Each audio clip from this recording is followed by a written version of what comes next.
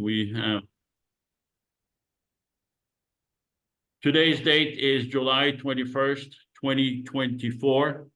We have a simulation for an Israeli-Palestinian federal government for the purpose of creating and making peace with the people of Israel and Palestine. The governments of Israel and the Palestinian governments, ever since they have been in existence, failed to give peace, prosperity, and security to the Jewish people, the Palestinian people, and the people that live in the area of Israel and Palestine. This is just a matter of fact. They've been in constant violence and constant wars since they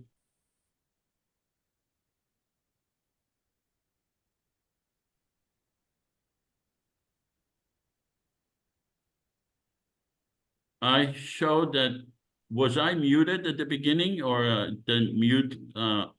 Yes. You were just muted for a moment. Okay. Today's date, I said, is July 21st, 2024.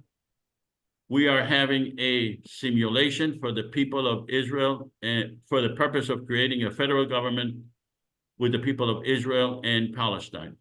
We propose the creation of a federal government that would include the entire area of Israel, the West Bank, Gaza, and Jerusalem. Total 14 million people. Not an Israeli government, not a Palestinian government, but a Israeli-Palestinian government, meaning for the entire area. We do not propose the dismantlement of the Israeli or the Palestinian government. We are proposing the creation of a federal government that will be independent and separate from the Israeli and the Palestinian governments, that will have its own parliament members, which will be the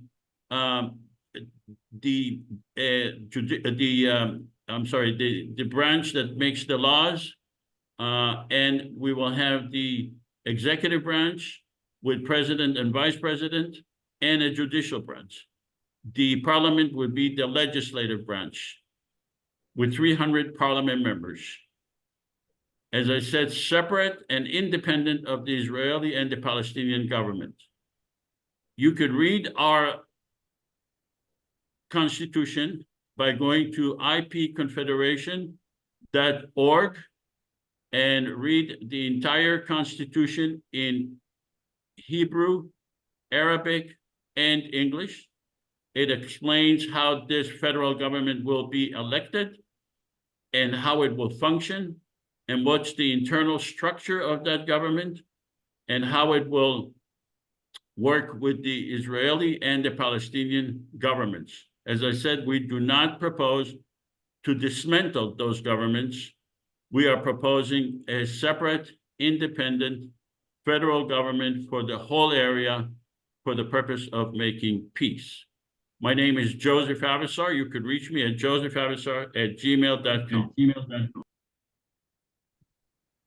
Today we have two guests, and I'm going to introduce each one of them. Let me just, okay.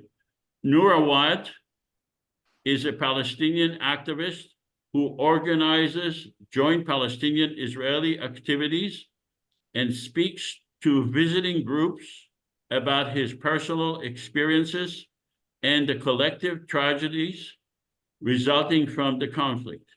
He uses his personal emotions as a driving force to work towards a political resolution to the conflict. Noor believes that peace can be achieved by recognizing the shared humanity of both Israelis and Palestinians while fully acknowledging each side's identity. In 2016, Noor became a part of Roots, a Palestinian Jewish peace-building organization, after meeting its founder, Rabbi Hanan Schlesinger, and Ali Abu Awad. He resides in Bethlehem and is a licensed tour guide certified by the Palestinian Ministry of Tourism. He works together with Hanan Schlesinger. Hanan Schlesinger is Rabbi Hanan Schlesinger is an Orthodox Zionist rabbi and peace activist who lives in Alon Shvut, located in Area C of the West Bank. Actually, I visited both of them about a month ago in Alon Shvut, and I met both of them, Noor and Hanan. Hanan moved to Israel from New York when he was 20 years old and served in the IDF. He believes that both Palestinians and Israelis have deep connection to the land and should coexist as equals. He is the co-founder of Roots, a joint Palestinian-Israeli grassroots peacemaking initiative aimed at promoting reconciliation between Palestinians and Israelis in the region known as Israel and Palestine. Hanan established the American Friends of Roots, a multi-faith organization that supports the work of Roots, Shorashim, Judur. Rabbi Hanan frequently speaks in the US alongside one of his Palestinian partners, sharing a mutual vision of peace and reconciliation. Before founding Roots, he dedicated his career to teaching Jewish studies at various seminaries, colleges, and institutions in the Jerusalem area, including the Pardes Institute, Bet Midrash, Elul Nishmat, and Yeshivat Beit Ayin. He also participated in the Judaic Fellow Program in Boca Raton, Florida, for 2 years and spent a decade in Dallas, Texas, initially as the Rosh Kollel of the community, Kollel, and later as the founder, executive director, and community rabbinic scholar for the Jewish Studies Initiative in North Texas. Rabbi Hanan and his wife, Ayala, who is Israeli-born, have 4 adult children and 11 grandchildren. Congratulations. I met both of them, like I said, a month ago in Alon Shvut, which is in Area C, which is in the West Bank. And we had a very long conversation. And then we also met again on Zoom about a week ago to discuss the simulation and what legislation to discuss today. And they actually decided to write their own legislation. We usually have legislation in each simulation. They wanted to write their own legislation, so we are going to be discussing their 2 legislation today as part of the simulation. On August 4th, we will have Yoela Har-Shefi, an Israeli attorney and a journalist who fought to nullify the religious or ethnic designation of Israeli citizens by the government and exposed major issues, and she exposed major issues in Israeli society. On August 18, we will have Elik El-Hanan. He served in a special force unit in the Israeli Defense Force, and he became an IDF refusenik. His sister was killed in a suicide bombing in Jerusalem when she was 13 years old. His uncle is Miko Pellet. On September 1st, we will have Jill Stein, who is a Green Party candidate to become US president in the 2024 election. She supports one state, but when our representative spoke with her representative, they seemed to be very, very interested. And some of them said that our formula for peace is better than the one state formula for peace. But we are not excluding the one state or the 2 state. These are individuals who were in our simulations before. Some of them have been in the simulation twice, and some of them have recorded videos in support of our formula for peace, including Noam Chomsky. These individuals have been invited, either refused to come or ignored us. We will continue to ask them to join our simulations in the future, because we are interested in their opinion on a federal government that we are proposing. The simulation today will take about 120 minutes. That includes a question and answer for our audience, for our guest. That will be the audience discussion with Hanan and Noor. Let me play a little video, 2 minutes, that explain the IPC formula for a federal government.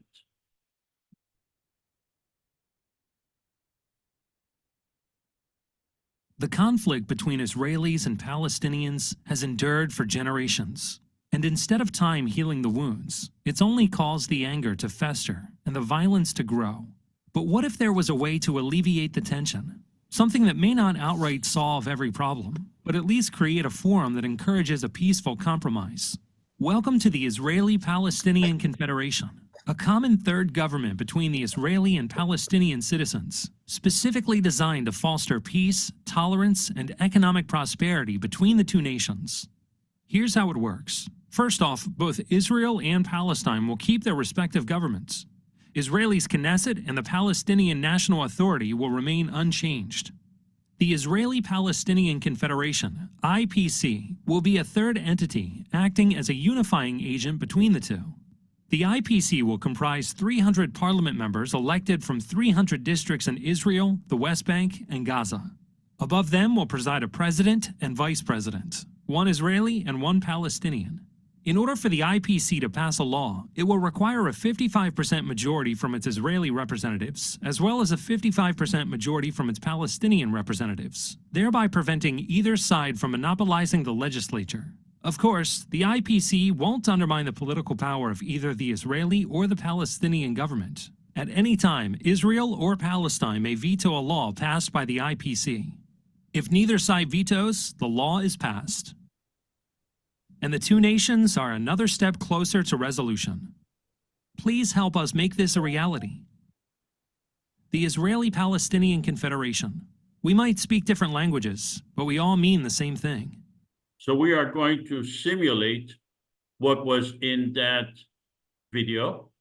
But before we start the simulation, both Hanan and Noor will be given an opportunity to make an opening statement because we met before the simulation. So I'm going to stop sharing and let them each make a 2 to 3 minute opening statement regarding the concept of a federal government for the people of Israel and Palestine. So let's start with Hanan. Hanan, are you? Yes. Are you available? Yes, I am. Can you hear me? Yeah, we hear and we see you. Okay. Thank you, everyone, for joining us. I'd like to say that it took me a long time to understand and to embrace Joseph Avisar's concept of the Israeli-Palestinian Confederation. I didn't understand at the beginning because I thought it was another final stage peace plan.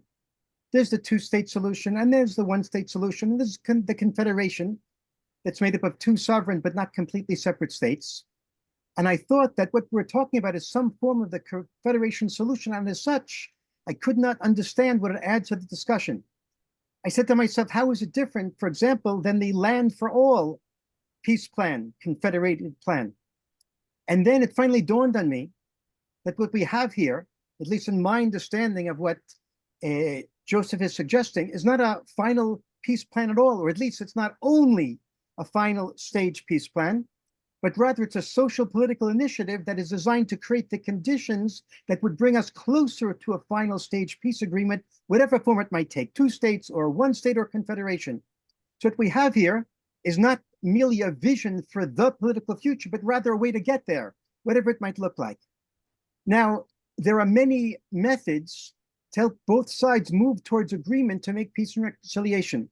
There's intellectual endeavors like think tanks and the writings of essays and articles. Number 2, there are grassroots social initiatives like activities that allow each side to interact with the other, sports, music, dialogue, interfaith study of technology, etc. Thirdly, there are trauma therapy programs. And fourth, there's political organizing and political lobbying. Now, just that all of these 4 methods of moving the sides towards peace are either social or political. The Israeli-Palestinian Confederation, in my opinion, what Joseph is suggesting, is in the category of a social political initiative that is meant to move us towards peace, and it's unique in that it's both social and political at the same time. The other programs I just mentioned are either social or political, whereas the Israeli-Palestinian Confederation, it seems to me, is social and political at the same time. The Israeli-Palestinian Confederation that Joseph is suggesting is a way of getting the people to think about coexistence, getting the people prepared for peace, getting the people from both sides to work together. And at the same time, it also serves as a model for the politicians and a way to exert gentle pressure on the politicians. It's about the people role-playing as if they were politicians in a fashion that could move both the politicians and the people. It's a type of role-playing that interfaces with political reality in a way that I think could really move the political needle. And the truth is, after thinking about it, I think the plan borders on being brilliant. It's not a standalone methodology. We still need people and movements advocating for different varieties of final stage peace plans, and we still need all the different social and political movements and nonprofits and initiatives that are designed to prepare the groundwork for peace. Together with them all, it now seems to me that the Israeli-Palestinian Confederation has an important role to play. Thank you. Thank you, Hanan. Let's go to Noor. Noor, would you like to make your opening statement? Yeah, hello everyone.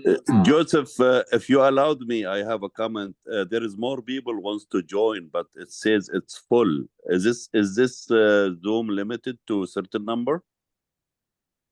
I'm not sure. I thought that we opened it to 500. I know that we had a very large registration.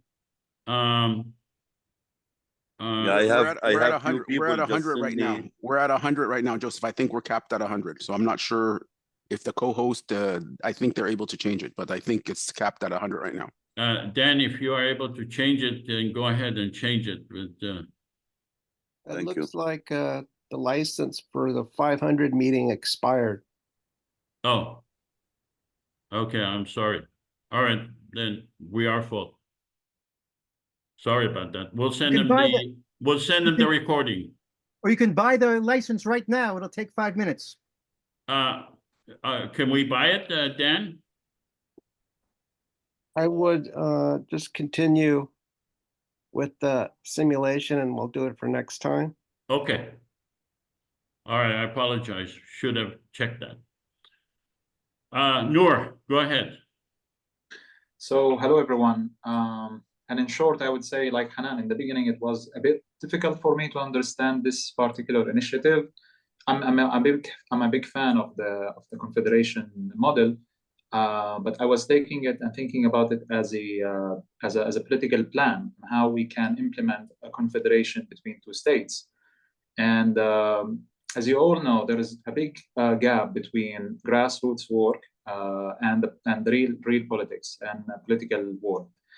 And after thinking about it, I think that I agree with what Rabbi Hanan said about using different methods and finding a way to combine the social and the political at the same time in our initiatives and our work, because we need to have a movement today. We need to have an effort that brings both levels together, both politics and the social. This is very important, and I don't think that we can continue on doing the grassroots work on the social level itself alone without also today impacting the work of politics. So this is very important in my opinion, and it's a way of actually not just waiting on politicians to start the work that is very needed right now, but also on us activists on the ground who we want to see the change both on the social and the political level. So from here, I think this is a great initiative, and we should expand it, or we should include more and more people in this initiative. Thank you so much, Noor. All right, let's go back to the simulation. So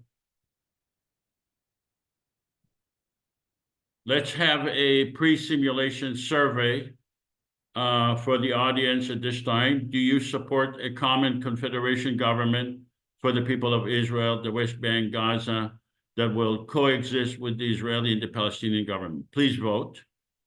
The survey question.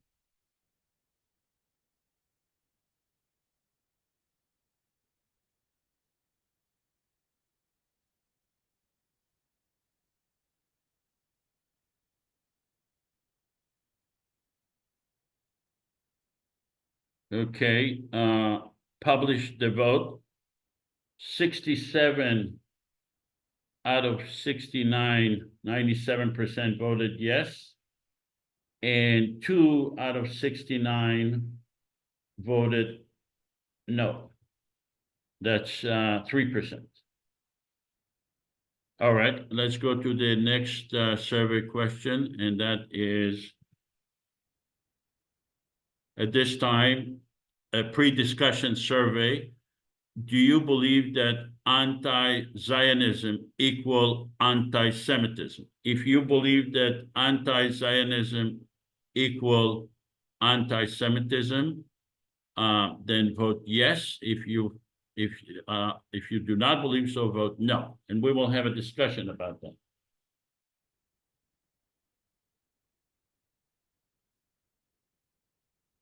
Okay.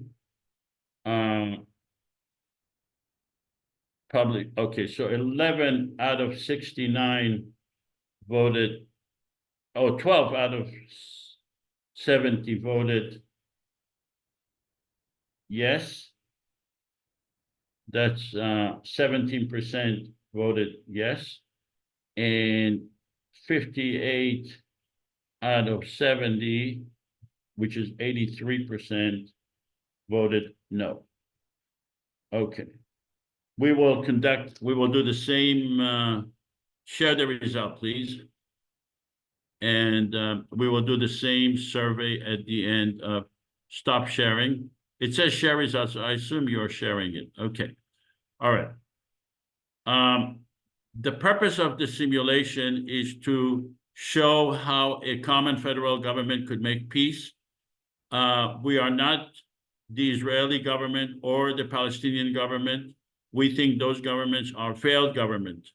Noor and Hanan are not representative of the IPC. They were invited to stress test the IPC and to give their opinion. We are pro-peace. We believe that a federal government will follow its own narrative. It's not going to follow the Israeli narrative or the Palestinian narrative. It will follow its own narrative, which is for the purpose of making peace for the entire area of Israel, Palestine. We do not preclude other formula for peace, and we are not claiming exclusivity. We will ask Noor and Hanan to be fair and to judge our plan not based on perfection, but what's the alternative.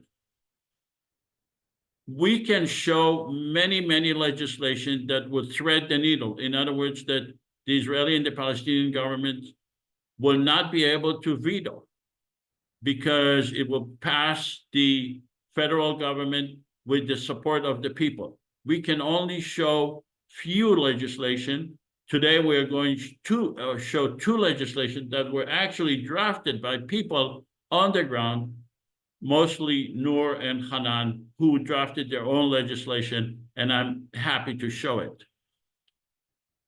confederation government exists worldwide to address specific conflict. This is to address the issue, are we a federal government or a confederation? Some governments refer to themselves as federal governments, while others use the term confederation. Definitions are not fixed and evolve with changing reality. In the context of Israel-Palestine, the IPC defines confederation as a shared government for the people of Israel and Palestine, guided by democratic principles outlined in the IPC Constitution, which can be found at ipconfederation.org. That's our website. So we are basically saying, whether you call it a federation or confederation, it's basically the way we define it, it's what's in our Constitution. We are conducting a simulation. It's not going to be a speech. We are mimicking the operation of existing or a proposed idea, which is a confederation.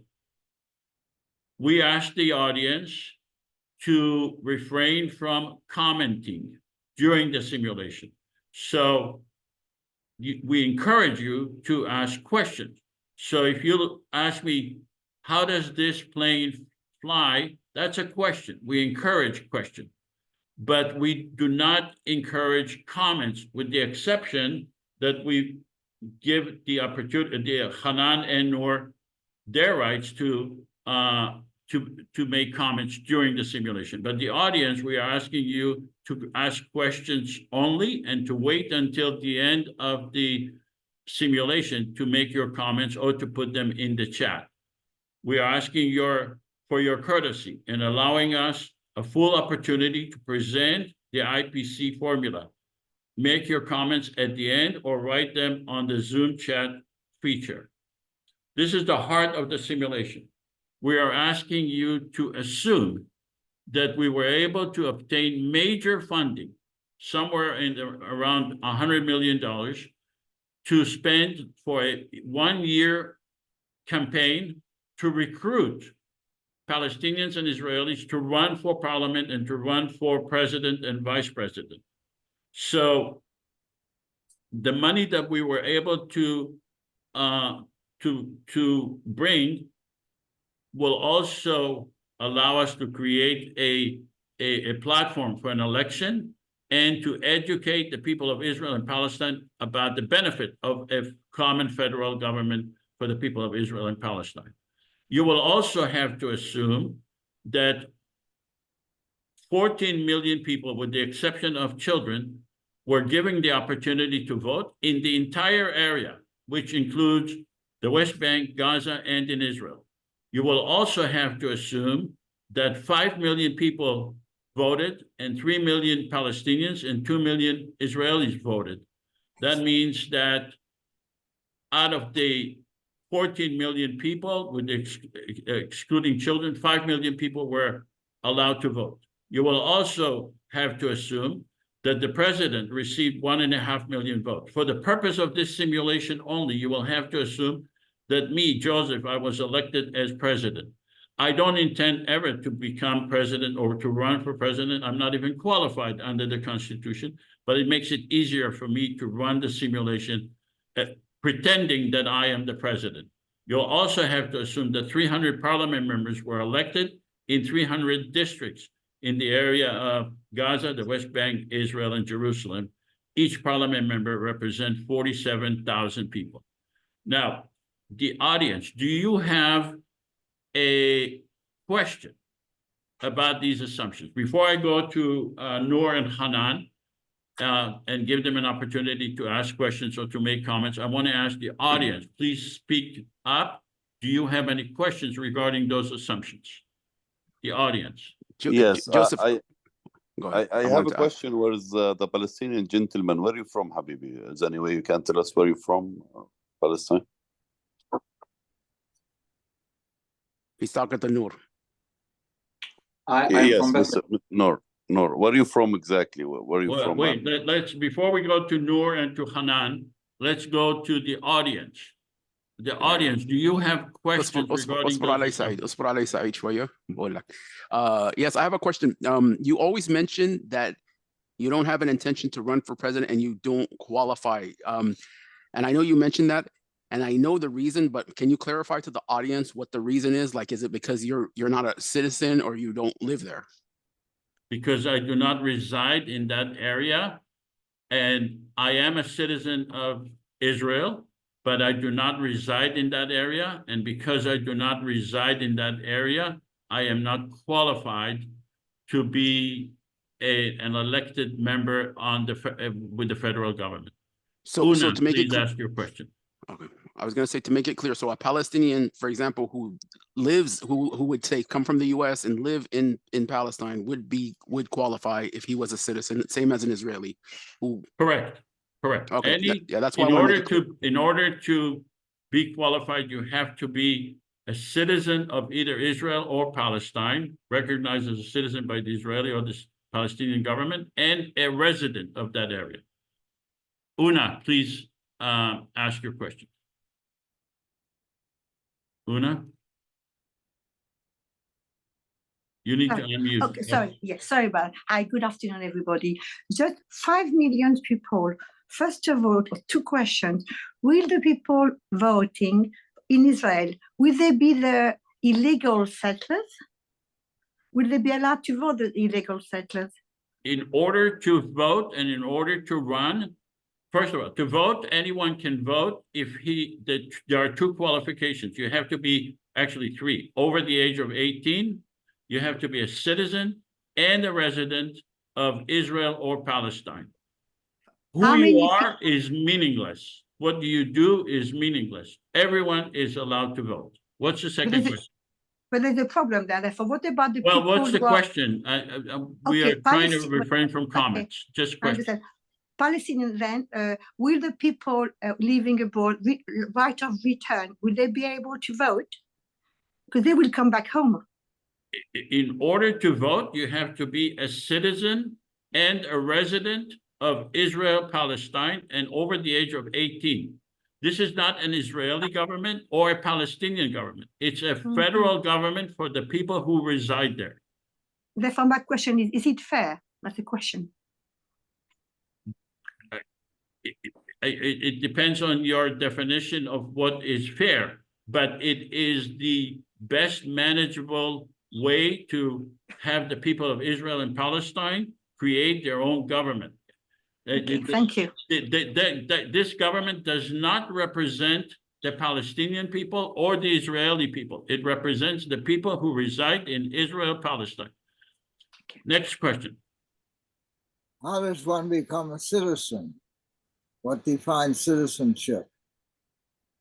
Citizenship is defined by the government of Israel and Palestine. So we do not challenge their laws on citizenship. Whatever laws they have to acknowledge a person as a citizen, we accept their definition. Any other question?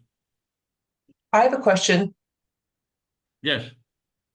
So but aren't there people who are Arab Israelis who might also think of themselves as Palestinians? So how would they vote? They would vote whatever the way they want. You don't vote as Israeli or Palestinian. You vote as a citizen of that area and a resident. You'll have a choice to vote for a president and for parliament. So whoever you are, you will be designated, you will have a parliament member in your district. Whether that person is Palestinian or Israeli, you will vote for whoever you like, and you will vote for president and vice president, depending on your personal choice, whether that person is Israeli or Palestinian. Now, thank you for the clarification. Sure. Let's go. Was that Jamie? That was Jamie. Yeah, thank you for the clarification. Okay. Any other questions? All right. Peter, ask your question.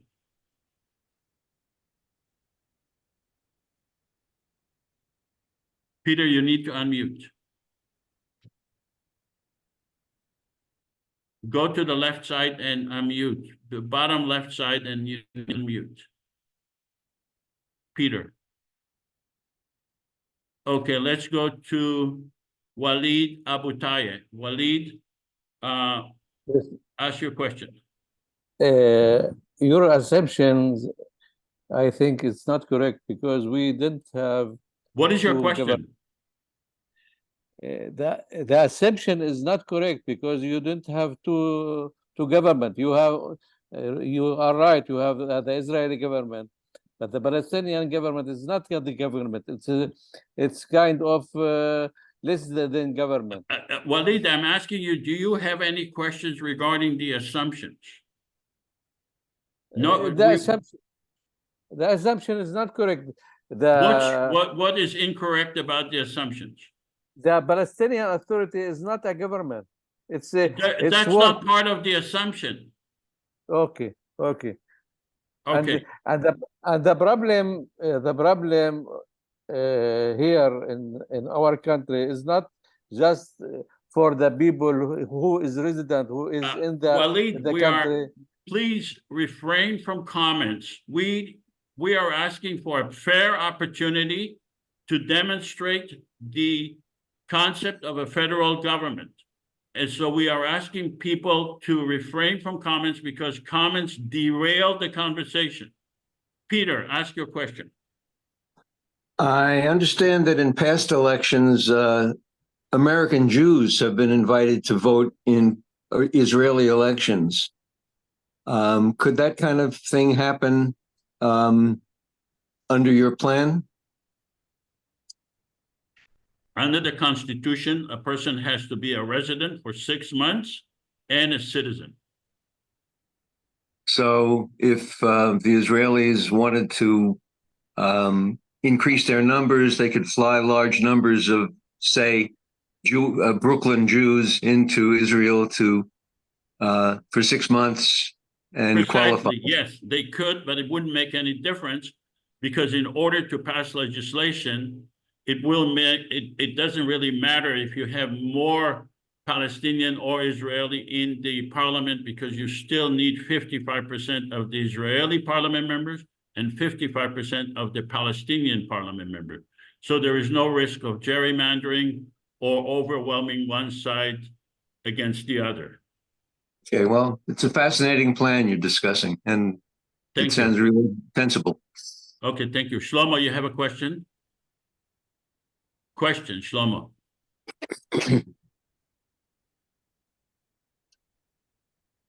Okay, let's go to Todd. Todd, you have a question? Yes. Is there any kind of party representation or proportional representation, or is that to be determined by the Confederation once it's set up? Parties are private organizations. They can set up their own parties if they wish. It's not part of the Constitution, and it's not part of these assumptions. Any other questions? Yeah, sorry, I couldn't unmute. Very quickly, I think what Walid is asking is a valid question about the citizenship of Palestinians. What kind of citizenship they have, who is not. I think this should be addressed at some point. What's your question, Shlomo? My question is why do you dismiss Walid's question?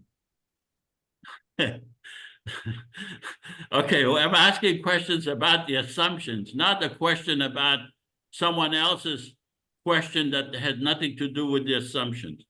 Okay, go to Julie. Julie, do you have a question?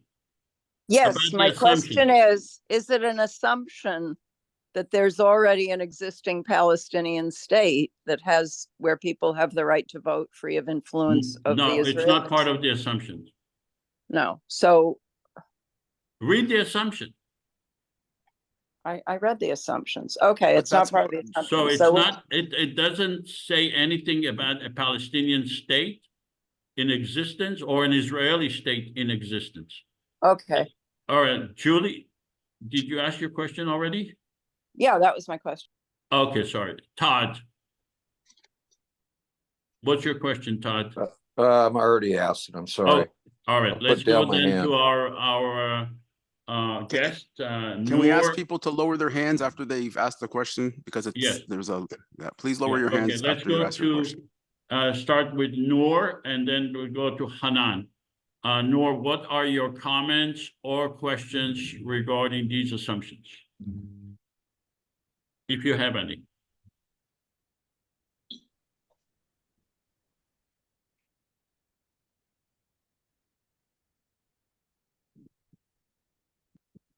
May I ask a silly question, if you don't mind, host Joseph? Yeah, ask your question, please. Please, yes. If we agree, how you doing all? First of all, thanks for Saeed for inviting me here. This is very productive conversation. I love it. You guys are looking for serious solution. What's your question? My question is, if we agree on one state solution, what would be the name of that state? No. The question's about the assumption. We have to be very, very specific and deliberate in this simulation. It's not a general discussion. Okay. Do you have any questions about the assumption? Okay, I'll pass then. I'll pass. I'd rather listen. Okay. Okay. Noor, do you have any questions or comment regarding the assumptions? One of the questions I have is regarding the funding. So I assume that the funding will come from the international community, right? Correct. Yeah. Also, how you will ensure the sustainability of the funding, because countries have, economy, and they cannot be always relying on international community to fund them. Okay, you're asking about how would the government have its funding after the election has taken place? Yes. Okay, that was part of the legislation that I presented to you, and we have several ways of getting funding, but it has nothing to do with the assumptions. Now we are talking about actually getting to the election. But there are ways to sustain the funding for the federal government, including getting grants from the international community, including passing legislation that would reduce the Israeli and the Palestinians' tax burden, and the reduction will go to the federal government. But that's a different issue that we are speaking right now. I want to be very deliberate regarding these assumptions. Hanan, do you have any questions? I have a very short comment, and the comment is on a few of the questions. A question that Una asked and that a few other people brought up concerning Palestinians and their voting rights. I just wanted to acknowledge that there is here an imbalance. I don't know of a solution to it. Jews around the world, if they're not Israeli citizens, cannot vote in Israeli elections, and they're not Israeli citizens. But it is true that a Jew from around the world, wherever he lives, can come to Israel and under the law of return get citizenship. That's true. On the other hand, Palestinians, not only is it true that from around the world, Palestinians cannot come to become residents of Palestine because the Israeli government forbids it, but it's also true that many Palestinians are exiled by Israel from Palestine, and they're exiled abroad. So there's a deep imbalance here. I just don't think that Joseph has a way to deal with it in the way he's setting up the voting for the Confederation. That's all. Well, I disagree with you, because the purpose of the federal government is to have a balance between the Palestinians and the Israelis. The additional potential voters of Jews will not disrupt the balance, because yes, I understand. I understand you said that earlier with the 55%, and that's a very good point. I'm just pointing out, perhaps Una was feeling that Palestinians could be disenfranchised. They want to vote because they want to live in Palestine, but they've been thrown out by Israel. So I understand her mitzukah, her dissatisfaction, but your answer on a technical level is true, and I think it's a very good point you made. All right, thank you.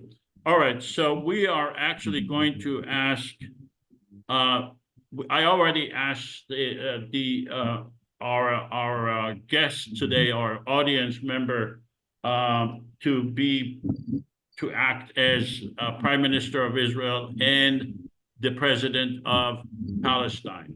So Jeff Warner is going to act as President of Israel. I'm sorry, the Prime Minister of Israel. And Walid Abu Tayed, the person who asked the question and I cut him off, will be the President of Palestine in this simulation.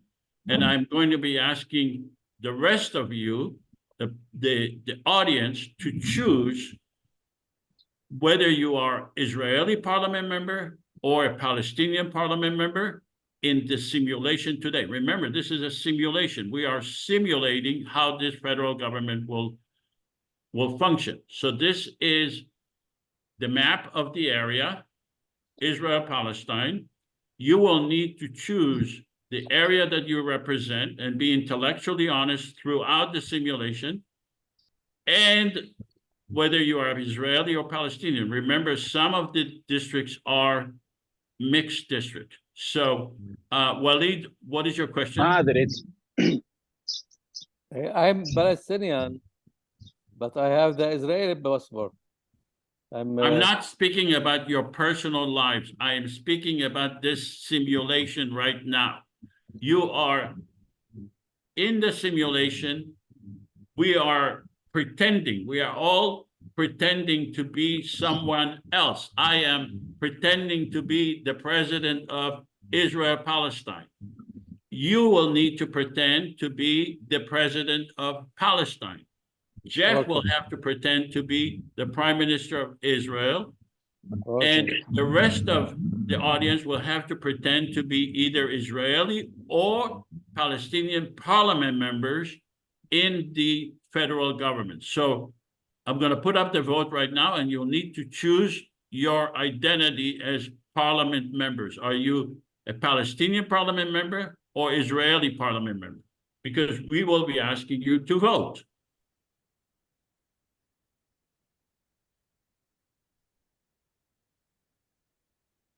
Please make your choice at this time.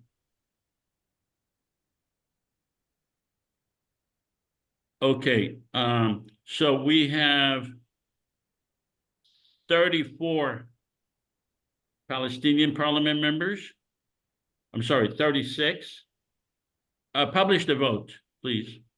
We have 36 Palestinian parliament members, and we have 23 Israeli parliament member in this simulation. Thank you. So the first order of business we have to do is ratify the Constitution. The Parliament, you guys are Parliament members. I am the President. You will have to ratify the Constitution. So we are going to read the Constitution out loud and have the Parliament ratify it. Libby, would you please read out the Constitution? We believe that Palestinians and Israelis are entitled to equal rights under the law and guaranteed human rights and freedom. The Israeli-Palestinian Confederation does not intend to supersede or supplant the Palestinian or Israeli governments, nor to abrogate or undermine any agreements between those governments. We recognize the need to work with the Israeli and Palestinian governments. Our purpose is to resolve conflicts and to expand the relationship between Palestinians and Israelis in a fair and equitable manner. We believe in equal rights under the law, guaranteed human rights, and freedom for all. We voluntarily give the legislature and the governments of Israel and Palestine veto power over legislation we pass relating to the domain of control of those governments. We believe in the separation of power between the legislative, executive, and judicial branches. We believe in the creation of a permanent secular government for all the people residing in Israel and Palestine. We believe in having a separate judicial branch relating to IPC legislation with Israeli and Palestinian judges with a system to avoid biased decisions based on nationality. All right, so we are a separate and independent government from the government of Israel and Palestine. We do not intend or to undermine those governments. Constitutionally, we are required to agree to any agreements, to accept any agreements that the Israeli and the Palestinian governments agree. So for example, if they agree to a two-state solution or to a one-state solution, constitutionally, we are required to accept that agreement or any agreement between them. By the way, we can also vote on two-state or one-state if necessary. It depends on our parliament members, what they intend to do, and we will submit that to the Israeli and the Palestinian government. But constitutionally, we are prohibited from undermining the Israeli and the Palestinian governments or undermining any agreements between them. In the event we pass legislation that violates the sovereignty of the people of Israel, of the government of Israel and Palestine, then we give them a veto power over legislation that violates their sovereignty.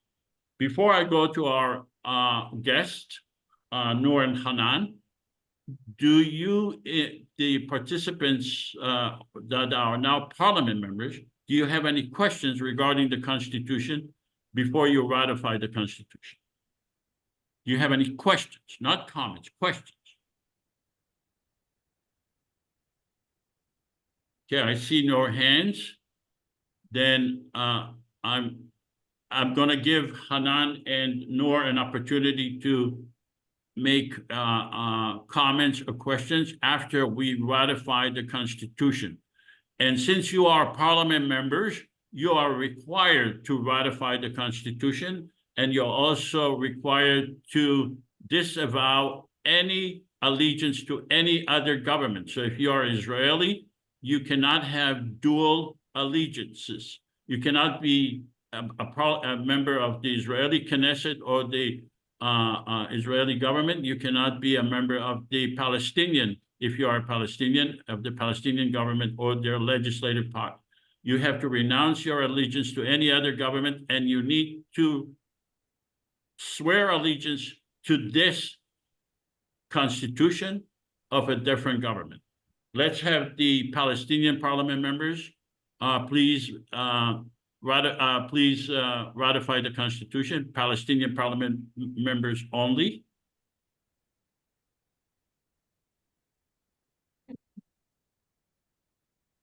If you do not ratify the Constitution, you will be expelled, and the person who received the second number of votes in your district will become a parliament member.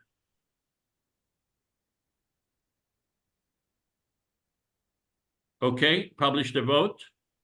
100% of the Palestinian parliament members ratify the Constitution. Let's go to the Israeli parliament members. Please ratify the Constitution.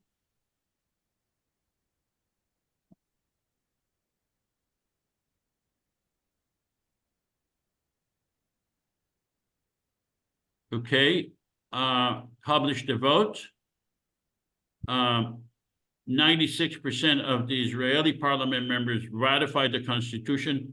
One parliament member who was elected did not ratify the Constitution. That person will be expelled, is expelled from the parliament, will not be able to vote, and the person who received the second number of votes from his or her district will become a parliament member as long as he or she also ratified the Constitution. All right, let's go to Noor and Awad and Hanan. Let's start with Hanan. Hanan, do you have any comments or questions regarding this Constitution? No, I'm happy that it's been ratified. Thank you. How about Noor? I have a question about the secular government. Do you mean we believe in a creation of permanent secular government, the confederation government? Yes. We are this is the constitution of the Yeah, yeah. federal government. We are a Yeah, yeah. separate and this is our constitution, yes. So what if the members, let's say on both sides, the Israelis and Palestinians, decided to change that to say that they don't want to have to be a secular government or entity? Then they Is can that- ratify, they can amend the constitution.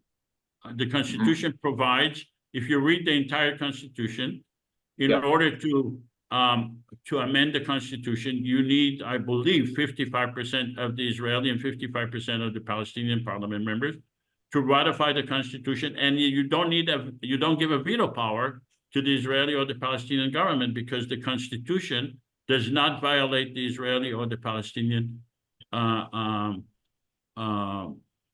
jurisdiction or their it doesn't violate their government's power or their jurisdiction. All right. So congratulations. We ratified the Constitution. And this is a momentous occasion in the history of humanity, not in the history of the Middle East. It's never been done that a common constitution for the people of Israel and Palestine has been in existence, has been ratified. This constitution, please mute yourself, whoever is speaking. This constitution undermines the existing government's use of fear and hate to justify their actions. Because we ratified, Israelis and Palestinians together, an agreement to have a federal government based on the same constitution. This constitution removes the collective stigma against Israelis and Palestinians. It provides huge political capital to the parliament and to the president. Remember, we are now playing the roles of a federal government. So I am the president. I now have huge political power and political capital because I'm the president of a common federal government that was elected by the people of Israel and Palestine. And in the first time in history, passed the Constitution. It compels the governments and organization to contribute. I'm going to use that power, that political power, and with your support, my parliament members, I'm going to use that power to get support and contribution from all over the world. This constitution, the ratification of the constitution, gives Israelis and Palestinians new self-image. All right. Our first order of business is granting a veto power to the separate governments. Charles, are you here? Charles? Charles wrote a text. Yeah, he wrote that he couldn't speak. If you want me to read it, I can read it. Okay. Yeah, Nasir, could you please read it? So granting a veto power to the separate governments. The Confederation is the government of the entire population of Israel and Palestine from the river to the sea. We recognize the Palestinian and Israeli governments and are seeking their cooperation to implement our vision for peace and giving them a veto. We will do our utmost to satisfy the essential needs of each government. We are pleading with the Palestinians and the Israeli public to understand that while we would like to pass the best legislation possible to improve their lives, under the constraints, a perfect legislation is not possible. We hereby bestow a veto power relating to the legislation affecting sovereignty to the following: the government of Israel on the issue which it is indispensable, the Palestinian government on issues which it is indispensable. In the event of change in the entirety of the Israeli or Palestinian government, this legislation may be amended or repealed subject to the IPC Constitution. The Parliament will decide on indispensability. Vetoes may be bestowed individually or collectively. All right, so some people are wondering what does dispensable versus indispensable means. If we pass legislation regarding the use of land or police force or removal of the wall, then the Israeli and the Palestinian governments are probably indispensable. We need to give them a veto power. But if we pass legislation regarding our budget or ratifying the Constitution or appointing IPC ministers, we can do it. The Israeli and the Palestinian governments are dispensable, and we do not give them a veto power on that issue. Why are we giving a veto power? Because a veto power provides a safety net to both sides. It increases the likelihood of Israelis and Palestinian participation because they do not see us, would not see us as a government that's trying to undermine their own governments. It decreases Israeli and Palestinian governments' opposition. It removes any claim that the IPC is a subversive organization or has subversive intentions. It gives legal protection to candidates, and it compels the IPC to thread the needle. In other words, to pass legislation that neither side can object to. And it creates a platform for negotiations with a deadline. So we are, before we vote on the veto power, to the people in the audience that are parliament members, do you have any questions regarding the veto power? The parliament members only before you vote. And then we'll go to Noor and Hanan.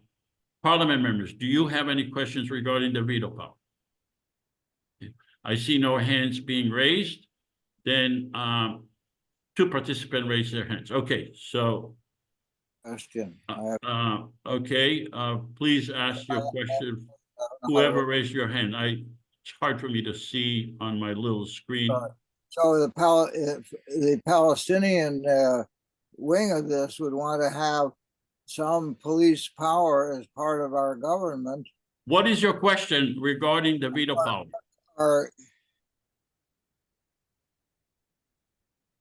How do we establish some, I don't know. Our government have some police power, but the Israeli state has clearly violated, does not want that to happen. What is your question regarding the veto power? I'm sorry to cut you off, but we need to be focused and we need to move on. We are okay. We cannot handle comments because comments derail the conversation. Does anyone have any questions regarding the veto power? I have a question. Yes. How is it? What's the process for determining dispensable versus indispensable? I thought you said the parliament decides, but maybe that's part of the simulation that we'll see. I have trouble. Okay, if we need the cooperation of the Israeli or the Palestinian government to implement the specific legislation, then that government, whether it's the Israeli or the Palestinian government, is indispensable because we need their cooperation to implement the legislation. Then they become indispensable and we give them a veto power. So the veto power could be granted to one government or both governments, depending on the specific issues involving the specific legislation. All right, let's have the Palestinian parliament members please vote on granting a veto power. Palestinian parliament members, please vote.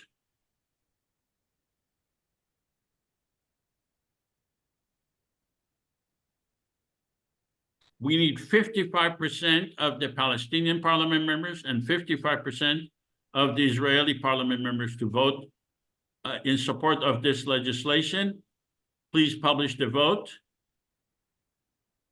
94% of the Palestinian parliament members voted in favor of this legislation. Let's go to the Israeli parliament members. Please vote.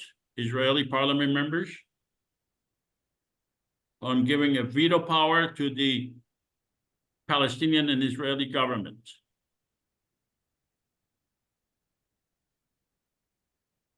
Publish the vote. 95% of the Israeli parliament members. So this legislation overwhelmingly passed. Let's go to Noor. Noor, do you have any comments regarding this legislation that we just passed? No, I don't have.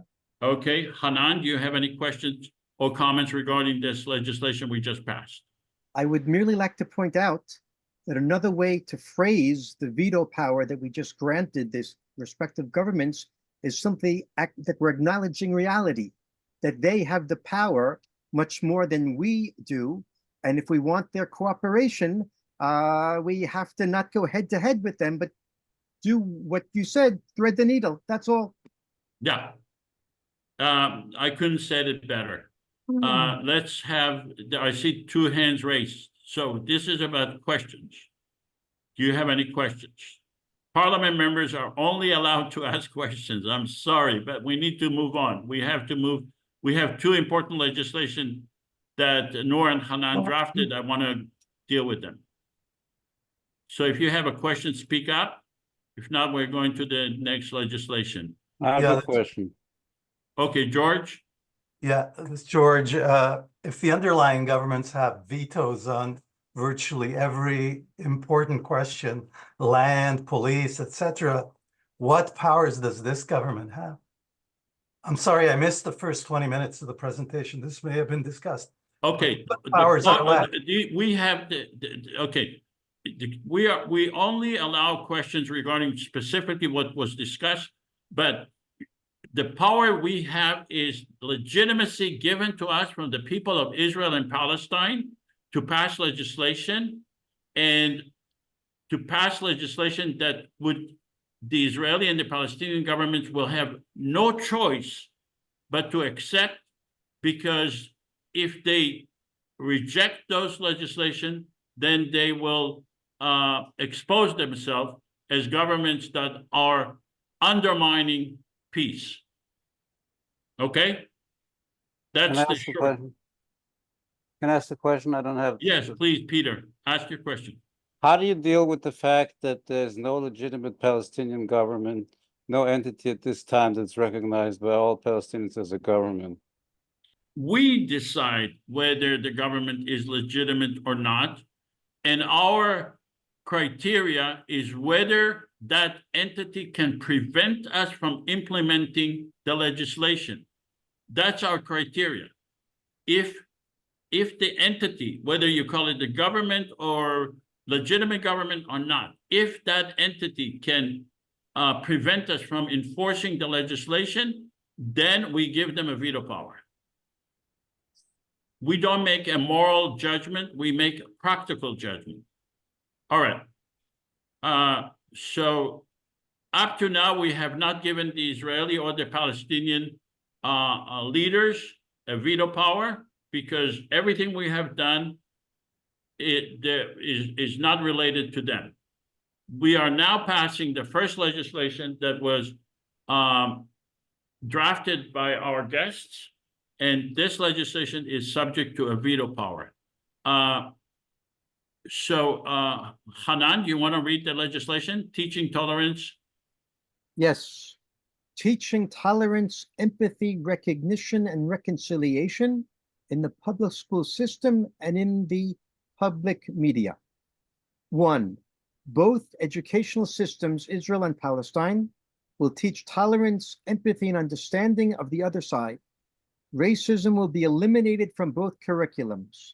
The other side will be presented as human beings deserving the same dignity and human rights as our side. Number 2, the identity of the other side will be presented in a fair and sympathetic fashion. Full recognition of the other side's peoplehood and identity will be emphasized. Their deep connection to the whole land from the river to the sea will not be denigrated, but will be presented as they themselves experience it.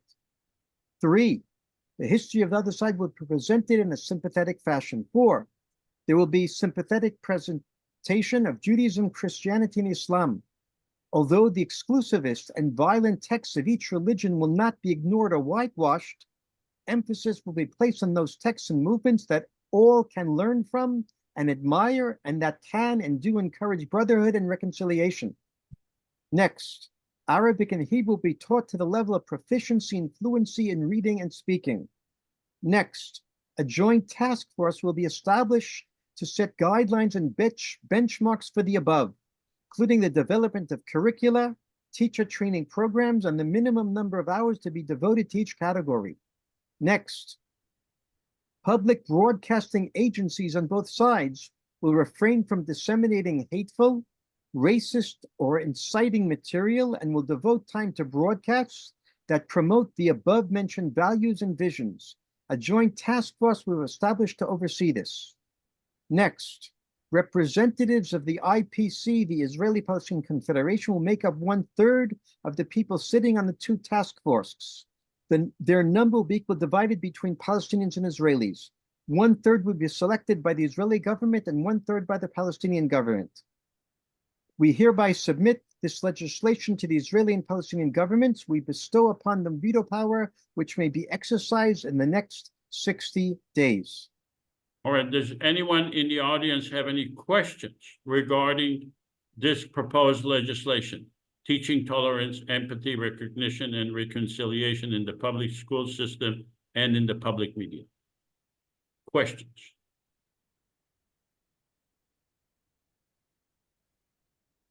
Okay, Todd, what is your question? You've bestowed veto power. Is that proper? Because I can go on with what I'm Is your thinking. question, why are we bestowing a veto power on the Israeli and the Palestinian government? Yes, you're deeming it indispensable? Correct. They are indispensable because we are speaking about their educational system. Okay, thank you. All right. Any other questions? So I have a question. What Hanan and Noor, it says representative of the IPC will make 1/3 of the people sitting on the two task forces. Their number will be equally divided between Palestinians and Israelis.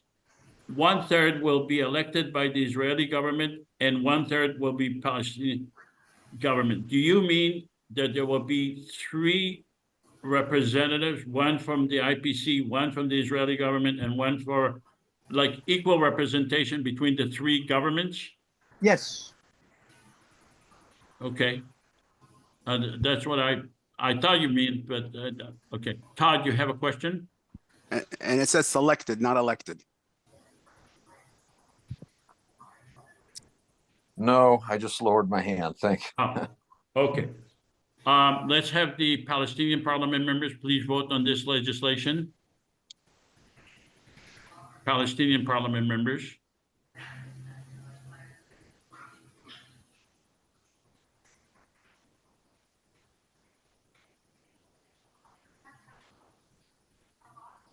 Okay, we need 55% of the Palestinian. Please publish the vote.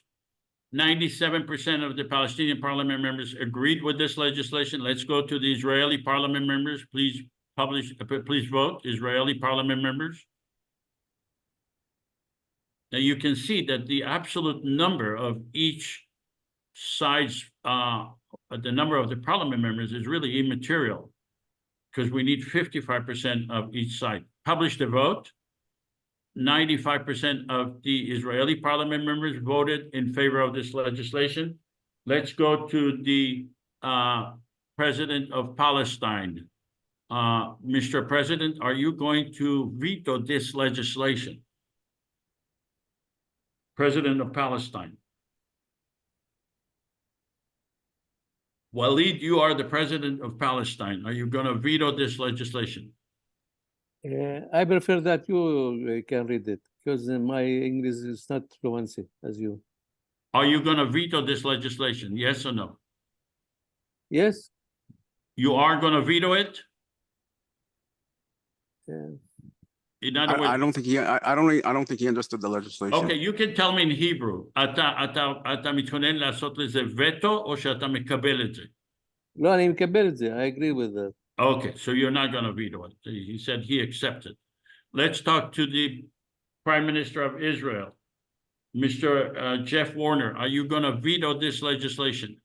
Israel's delighted with this legislation. Israel has been teaching tolerance and empathy and recognition since a very beginning. It's the other side that hasn't, and we encourage we've been encouraging for years that the other side teaches tolerance. Mr. Prime Minister, you are not invited to speak against the Palestinians. We just want to know if you're going to veto this legislation or not. I just said we accept it. We think it's a good thing and it's about time. Thank you. All right. So I think this is another momentous occasion in the history of Israel and Palestine.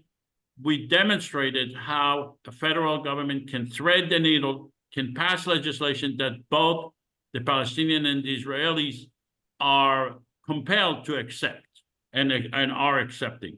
Let's go to the next legislation that was... May I say something just for less than a minute? Sure, Hanan. I would just want to point out that in my opinion, the Israeli government and the Palestinian government will both have extreme difficulty with this legislation. I hope that in the end they will ratify it, but the reason I have difficulty with it is because this legislation mandates that the Israeli government recognize Palestinian peoplehood.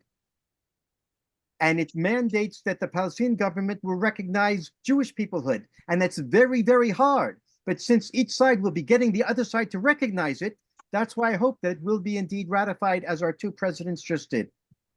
Yeah, thank you. All right, let's go to the next legislation that was drafted by Hanan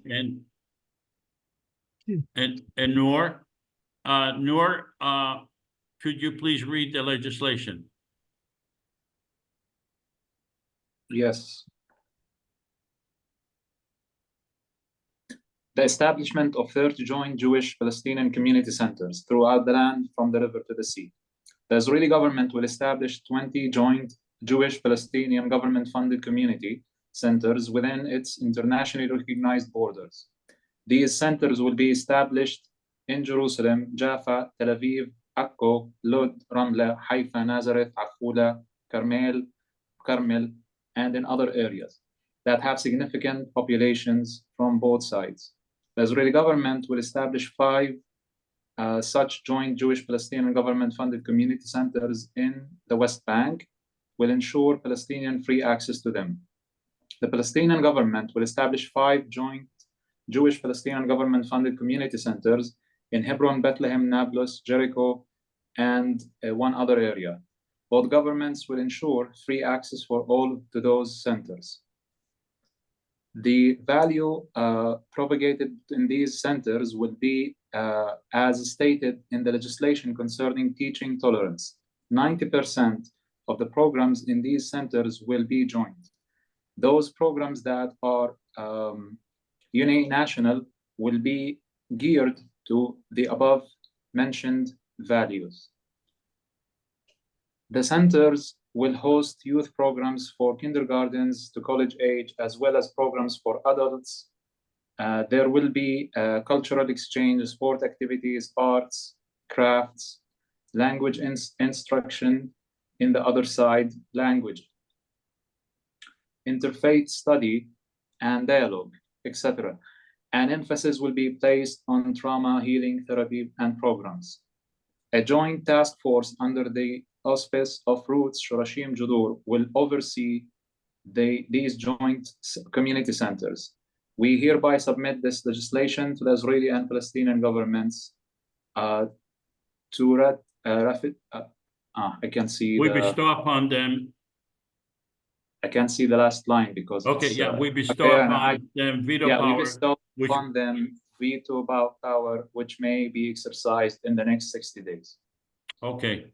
Does anyone have any questions regarding this legislation? The parliament members, do you have any questions regarding this legislation? Yes. Can I? Oh, sorry. Go ahead. Yeah, ask your question. Why did you decide to bestow veto power? Because it says here, it requires the Israeli and the Palestinian governments to act and to give access and to give land to those community centers. We cannot do it unless they consent to it. Any other questions? Just a quick question for my friend Noor. Noor. Yeah. All the Palestinian cities you mentioned are in the West Bank. Yeah. You forgot something. Gaza. About yeah, I think we should have also centers in Gaza. Okay. Thank you. I agree. That's an oversight. Okay, I'll change it right now.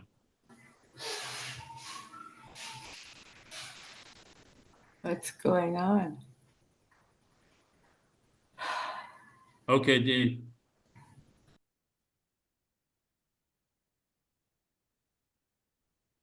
What line are we talking about, Nasir? Line point number 3, where it says Hebron, Bethlehem, Jericho, and well, it says one other area. I would put like Gaza or Khan Yunis, something like that. Yes, do it. Write Gaza instead of one other area. Right.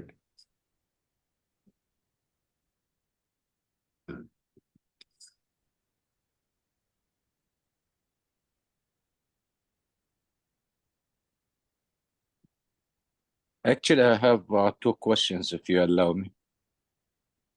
Please ask your question.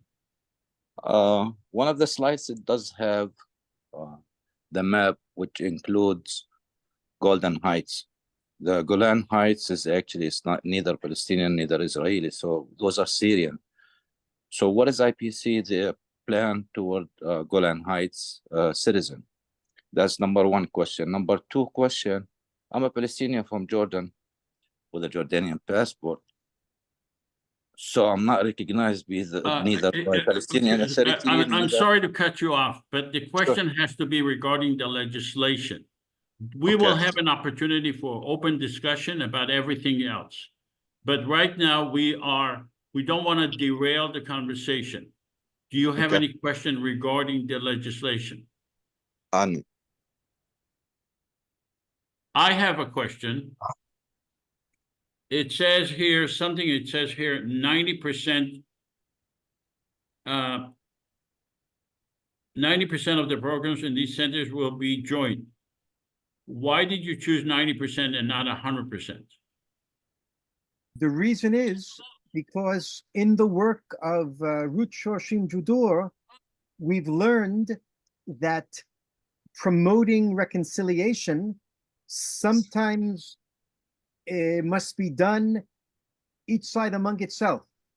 Joint programs are very important, obviously, but sometimes it's necessary for Jewish Israelis among themselves to clarify certain things, and for Palestinians among themselves to clarify certain things. I see. Okay. So you are actually speaking from experience. Yes. Okay. All right. I had a question. Thank you. I'm confused about if it's a joint Palestinian Jewish community centers, why is the Israeli government establishing 5 centers in the West Bank, and then there's language underneath it about the Palestinian entity? Why is it not together being established? The reason is because we have to recognize reality. We may not like reality, but recognize that Israel has control over Area C of the West Bank. It controls the land there, again, whether we like it or not. And if we're asking for land to be allotted, then we have to get the Israeli government to allot land in those areas of the West Bank controlled by Israel. Is Area C a bigger territory than Area A and B? Yeah. Yes, it is. Yeah. Yes, 70% of the West Bank falls under Area C. Right. Okay. And Hanan, you actually live in Area C. Yes. Okay. And Noor, what area do you live in? I live in Area A. And so I met both of you in Area C. How did you, Noor, how did you get from Area A to Area C? So our center is located in Area C in the West Bank. And it's we met in our center at Karama Center. We call it Karama, which means dignity in Arabic. And it's not inside a lunch food. It's not in an Israeli settlement. So to travel between Area A and Area C, sometimes there are checkpoints, but I don't need a special permission to pass through these checkpoints. To travel to any city in the West Bank, you have to travel through Area C. But you don't need a special permission from the army, like when you need to go to Jerusalem or to Israel proper. So it is open, but at the same time, like nowadays with the war situation, there's more checkpoints than it was, and there are more closures, and it's still not easy. I see. And do you know that ahead of time, or you can before you go? Not really. There are some social media and the news and the radio sometimes are telling which checkpoint is closed, but there are sometimes also flying checkpoints, which is like checkpoints that the military establish on the road immediately. So you might bump into one of these checkpoints and get stuck for a while there. I see. Okay. All right. Let's have the Palestinian parliament members please vote on this legislation. Excuse me, can I ask a question, Joseph? Excuse me. Yeah, you can ask while that one during the voting. Yes, go ahead. Can I ask a question now? Yes, please. Okay. You've added Gaza to the lists where they are going to be Jewish-Palestinian community centers. Well, what does that mean? Do you presume there are going to be settlers in Gaza? I don't understand. Why have you added? Question. You're right. Lydia's right about that. I just want to say that Lydia's right. That reminds me why I didn't put Gaza there to begin with. Of course, I'm sorry. Okay, so well, you misunderstand my question. Why did you put Gaza there? Are you presuming there are going to be Jewish settlers in Gaza? He answered your question. He answered your question. I don't understand the answer. I don't understand you're correct. He said you're correct. Yes, you're correct, Olivia. In the original legislation, it did not say Gaza because the assumption is there are not Jewish Israelis there. Thank you, Hanan. Okay. But are there any in Bethlehem? Are there any in Nablus? They're communities. They're nearby, so you wouldn't have to say. I don't think you need settlements to have these kind of centers. That's also who would go to what Jewish person? I don't understand. I don't understand it. What Jewish person would go to a Palestinian Jewish community center in Gaza? I mean, from where? From Israel? It's not a Palestinian. Yeah, but what you're talking about is centers where there people are intermingling. I mean, if you know Gaza before in the 1990s, Israelis used to go to Gaza. They used to go for recreation and things like that. So that's the process. It's not saying that these are centers for people where they live. They're centers for people to gather. I mean, that's my understanding. This is not my legislation, but that's my understanding. I see what you're, I see what you're saying, Nasser. I understand. Let's go to so 100% of the Palestinian parliament members voted in favor of this legislation. Let's go to the Israeli parliament members.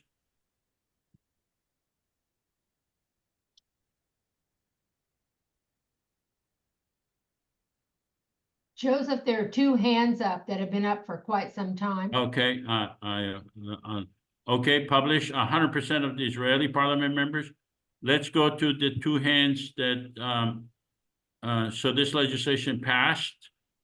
Before we go to the president of Palestine and the Israeli prime minister, let's answer those questions. Whoever raised your hand, can you please speak up because Yes. Yes, I'm still stuck on the veto issue.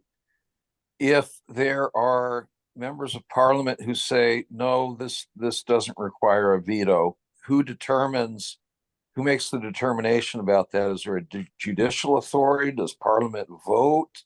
Is there a debate?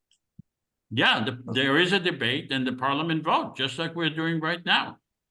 The parliament may decide we should not give them a veto power. So Israel and Palestine separately can decide whether they want to veto. Yeah, I'm not sure I understand that. Okay. All right. The veto power is created by the federal government. We decide whether to include language about bestowing a veto power on the Israeli and the Palestinian government. We may decide that a particular legislation, we don't want to give a veto power.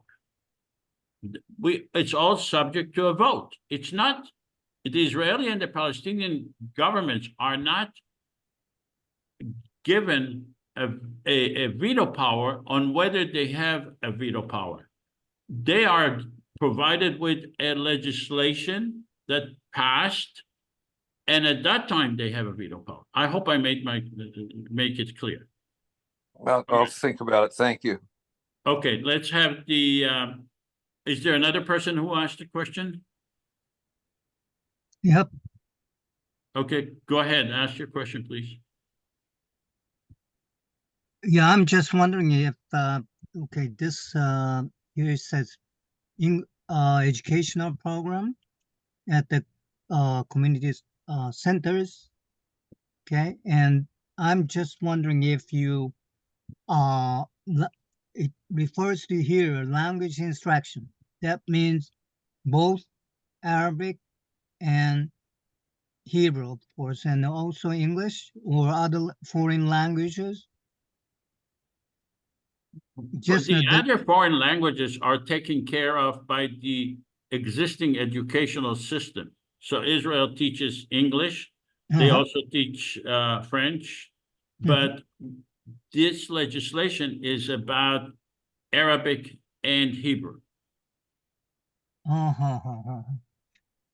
Okay, so bottom line, okay, of the role of this center would be like just intermingle each other, and so just understand each other, accept the difference and similarity and things like that, right? So that's the bottom line, right? Okay, thank you. Correct. For engagement purposes, to engage with each other. Thank you. All right. Mr. Prime Minister of Israel, are you going to veto this legislation? I will. The Israel vetoes this legislation. We support community centers, but we can't accept dictates from the IPC. We support if the IPC wants to build a community center or many community centers, we will support it, and we will help them gain land and maybe even help them fund it. But we cannot accept a dictate that we have to do it and where we have to do it.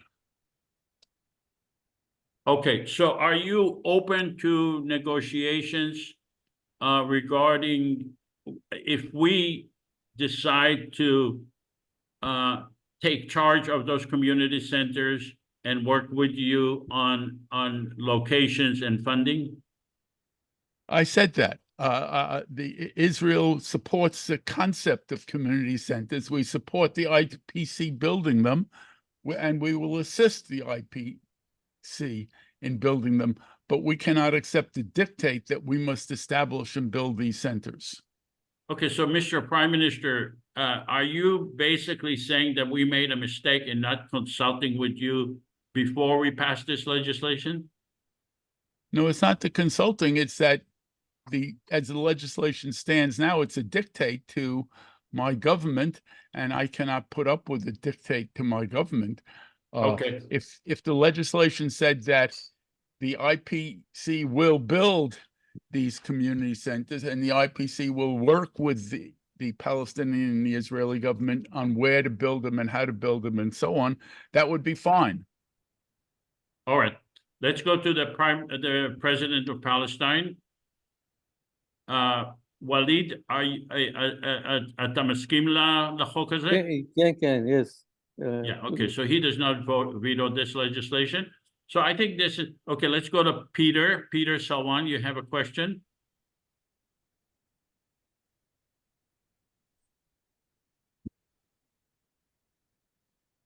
Peter, you need to unmute.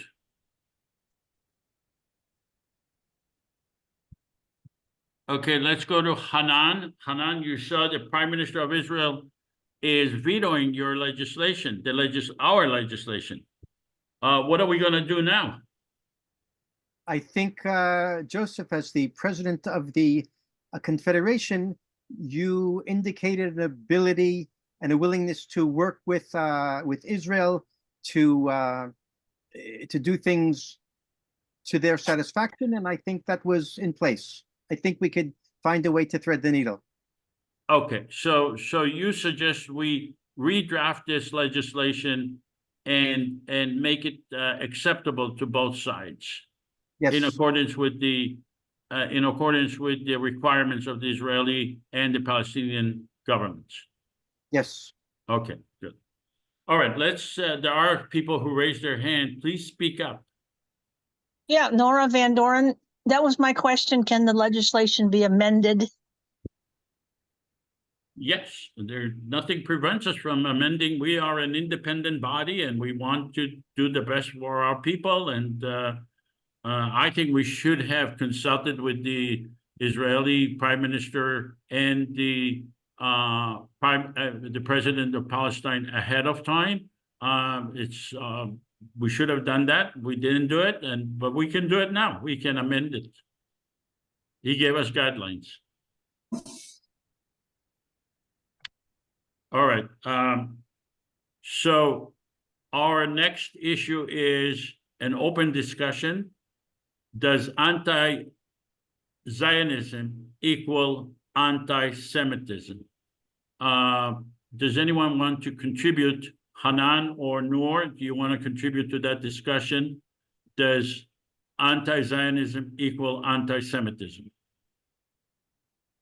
I'm happy to hear the audience. Okay, Parliament members, do you think that anti-Zionism equal anti-Semitism? My personal opinion is, I know, Hanan, you are a Zionist. I do not think that being anti-Zionist, I am anti-Zionist. I think Zionism has harmed the Jewish people. But I don't think that it equals anti-Semitism. I respect you as a person, as a Jew. I'm not Jewish myself, and I separate between religion and politics. And I think Zionism politicized the Jewish religion. Does anyone have any other comments regarding this issue? I do. I have a lot of comments. Let me jump in. I guess I'll jump in because I'll forget. Okay. I think you have to have a discussion and define your terms, what Zionism is and what anti-Semitism is, and then you go from there. Mm-hmm. May I have a word with Hanan? Hanan, may I ask you this personal question? Why do you define yourself as Zionist? To me, it's a word which is, to me, abhorrent. Zionist is being a colonial. Therefore, I'm very confused because you seem a nice person. For why do you call yourself Zionist? Please. Okay.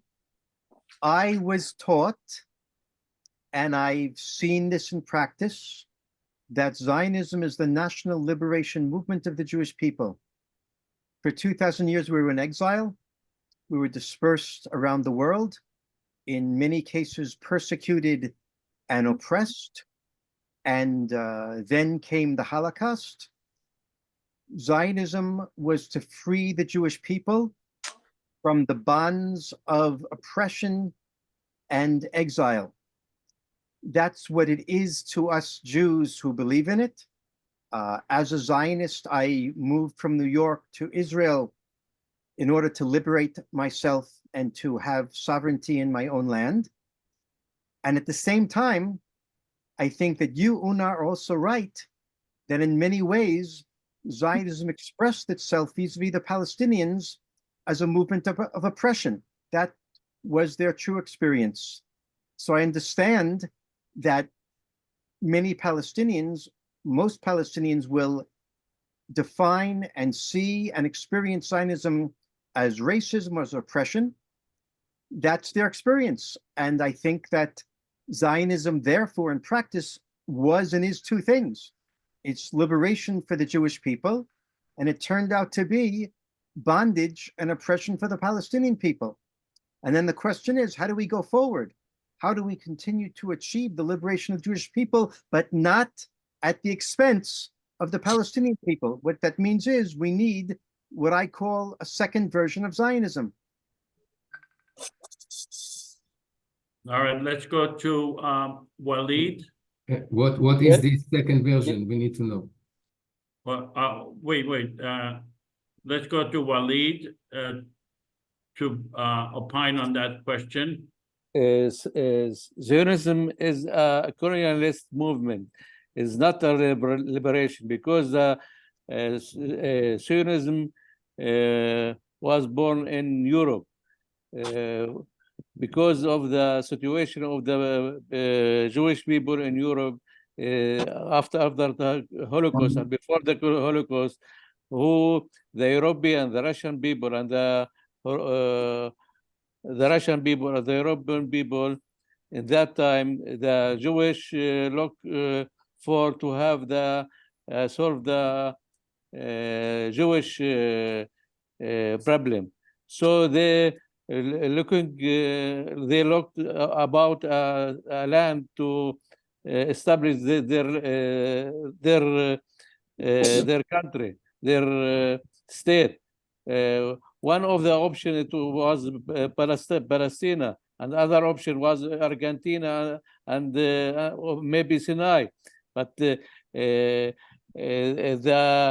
who make the hard life of the Jewish is the European and the Russian, but who is making punishment for the Jewish people and the colonialism, the European colonialism may want to punish the Palestinian people because they have something of superstition. They thought that there is a land in Palestine without people, and there is Jewish and the people without land. It's colonialism. It's injustice solved to the Jewish problem. Anti-Semitism, and we are the Jewish religion, and we are the Muslims and the Christian. We are Semitism. If we are anti-Semitism, we are anti-Zionist, but we are Semitism. We are the people of the Middle East, and all the people of the Middle East is Samiyin, Semist. So the Semites. So the Zionism is a colonialist and just defined the land, and they have a lot of superstitious idea or ethos and mythos thing. They thought that thing. And another thing is the important thing. They told us that they have a religion in Palestine. Okay, the Prophet Musa get his Walid, we need to have other people speak as well. Okay, let's go to Shlomo and then Phil and then Nasir. Try to make it short because we have to go. We have other issues to resolve. Shlomo. Well, I'm interested of what Hanan defined as second Zionism, second version. So you want to ask Hanan what evolution does he see for Zionism? Yeah, but maybe before that, I will very quickly. Sorry, I'm a little sick. I will say what I want to say. This, to me, if you think about it statistically, most Zionists are not Jews. Most Jews are not Zionists. Zionism was a stream in Judaism. It was not a stream in Judaism, but it had to do a lot with the national movement in Europe. So suddenly there was a very strong national movement during the 19th century and beyond. And the Jews decided that they are people, not just a religion, and many of them, and they decided to go somewhere. The question is where, and Walid said it already, was Argentina, Crimea, and all that. And even Uganda, which is crazy. So eventually it was Palestine. Okay, that's great. What do you mean? Now, what do you mean by Zionism in Palestine? You mean to build a Jewish state, but there are people there. So the conflation of Zionism with Judaism is a dirty trick. In my view, it is a lie, and it is anti-Semitic by itself, because what happened right now, the Zionism, so to speak, the Zionist in Israel is considered to be conflating with Zionism for some reason, and therefore anybody who is against Israel in these days is not difficult to be against Israel. Then is also an anti-Semite. Basically, try to share the responsibility for the crimes against humanity that Israel is now doing among all Jews. And no, the Jews disagree. And so that's the problem. Thank you. Well said, Shlomo. Phil and Nasir, and then we'll go back to Hanan. Phil. Hi everyone. I want to agree with Shlomo and say that in the same way that not all Jews are the same and not all Palestinians are the same, none of us are monoliths. There are Jews who are Zionists, there are Jews who aren't Zionists, and there are Jews that are anti-Zionist. But also, it needs to be said that not all Zionists are the same. Hanan is a very nice Zionist, whereas there are some others out there who are nowhere near as nice as Hanan. And it's important to understand that we can't just describe all Zionists as the same. And for me, the suggestion that either Zionism and Jews are the same thing, or therefore the corollary that anti-Zionism is the same as anti-Semitism cannot be the case when we aren't monoliths. However, I would raise one question, that it is possible that anti-Zionism does include some anti-Semitism. There are some people out there who claim to be anti-Zionist, but actually are driven by anti-Semitic views and have effectively hijacked a movement of criticism against Israel for their own more nefarious agenda against Jews in general. And in the same way, I would say that the word Zionism has maybe been hijacked by some people who use Zionism to do very bad things. All right, Nasir.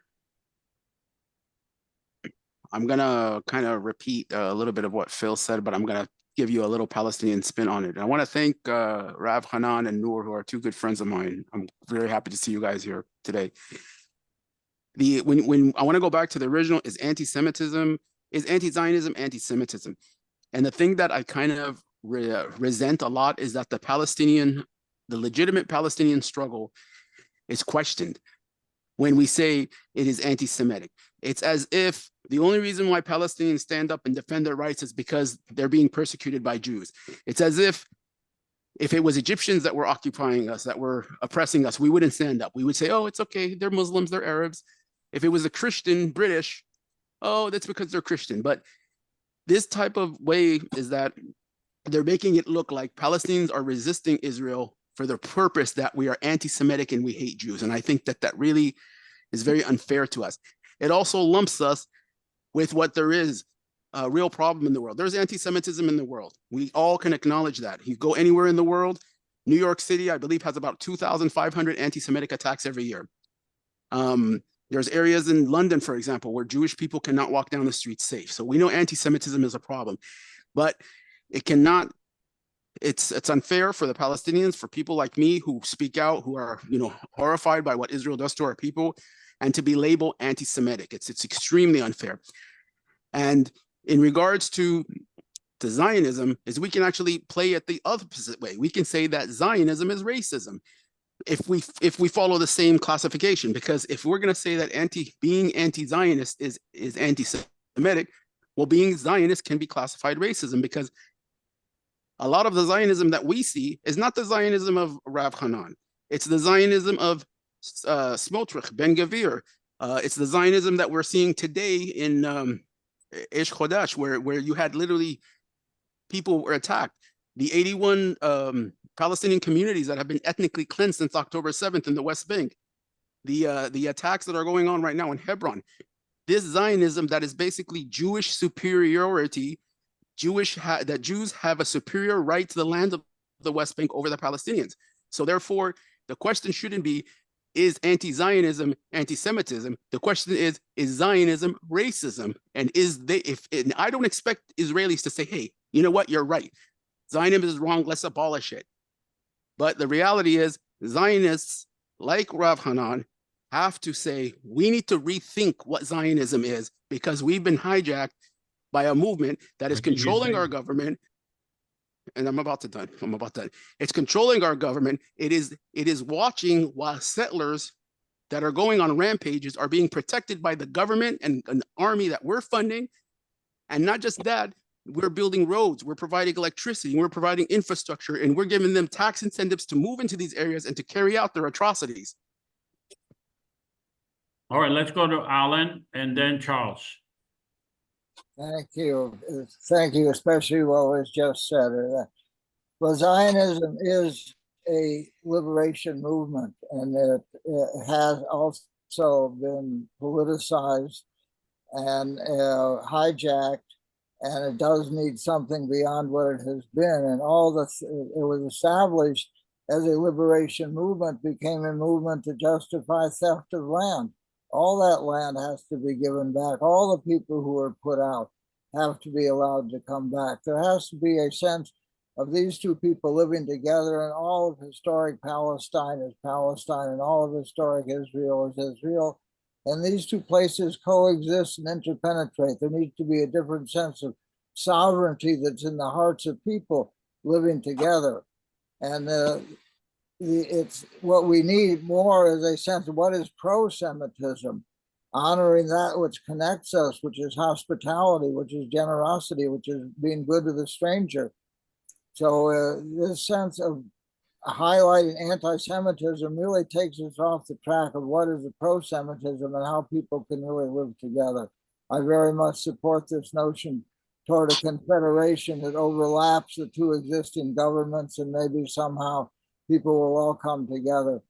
But these people, and they're worldwide people, they all have to have a sovereignty in this worldwide homeland. We got to get out of the old imperial notion of sovereignty as a border with a king and with a sword and with a flag. Now, sovereignty is in the hearts of people, and many people have multiple sovereignties burning within us. I love your symbol also, Joseph. I hope this. Thank you. And these two pieces of legislation that were out there generated by your guests are very good. I hope you'll make them available to the people like me who signed up for this, because they are the kind of practical proposals that make peace look. The peacemakers should really call the war makers to pause on the guns and come to the peace table to look at some good ideas of what would help make all these wars go away, whether it's in Gaza and Palestine or in Ukraine or in Sudan. It's crazy that this war system is going on when peacemakers know better ways, and the war makers should just pause. And I'm glad for what you're doing, and thank you. I'll stop talking. All right, thank you, Alan. Let's go to Charles and then Avi. I see Avi. And then myself, perhaps. Oh, at the end of okay. All right, so let's go to Charles and then Avi, and after Charles, we'll have Avi and Olivia. Can people hear me? Yeah. Okay. Fumiko, did you want to speak? Then you need to. Okay. Sorry, Charles. Go ahead.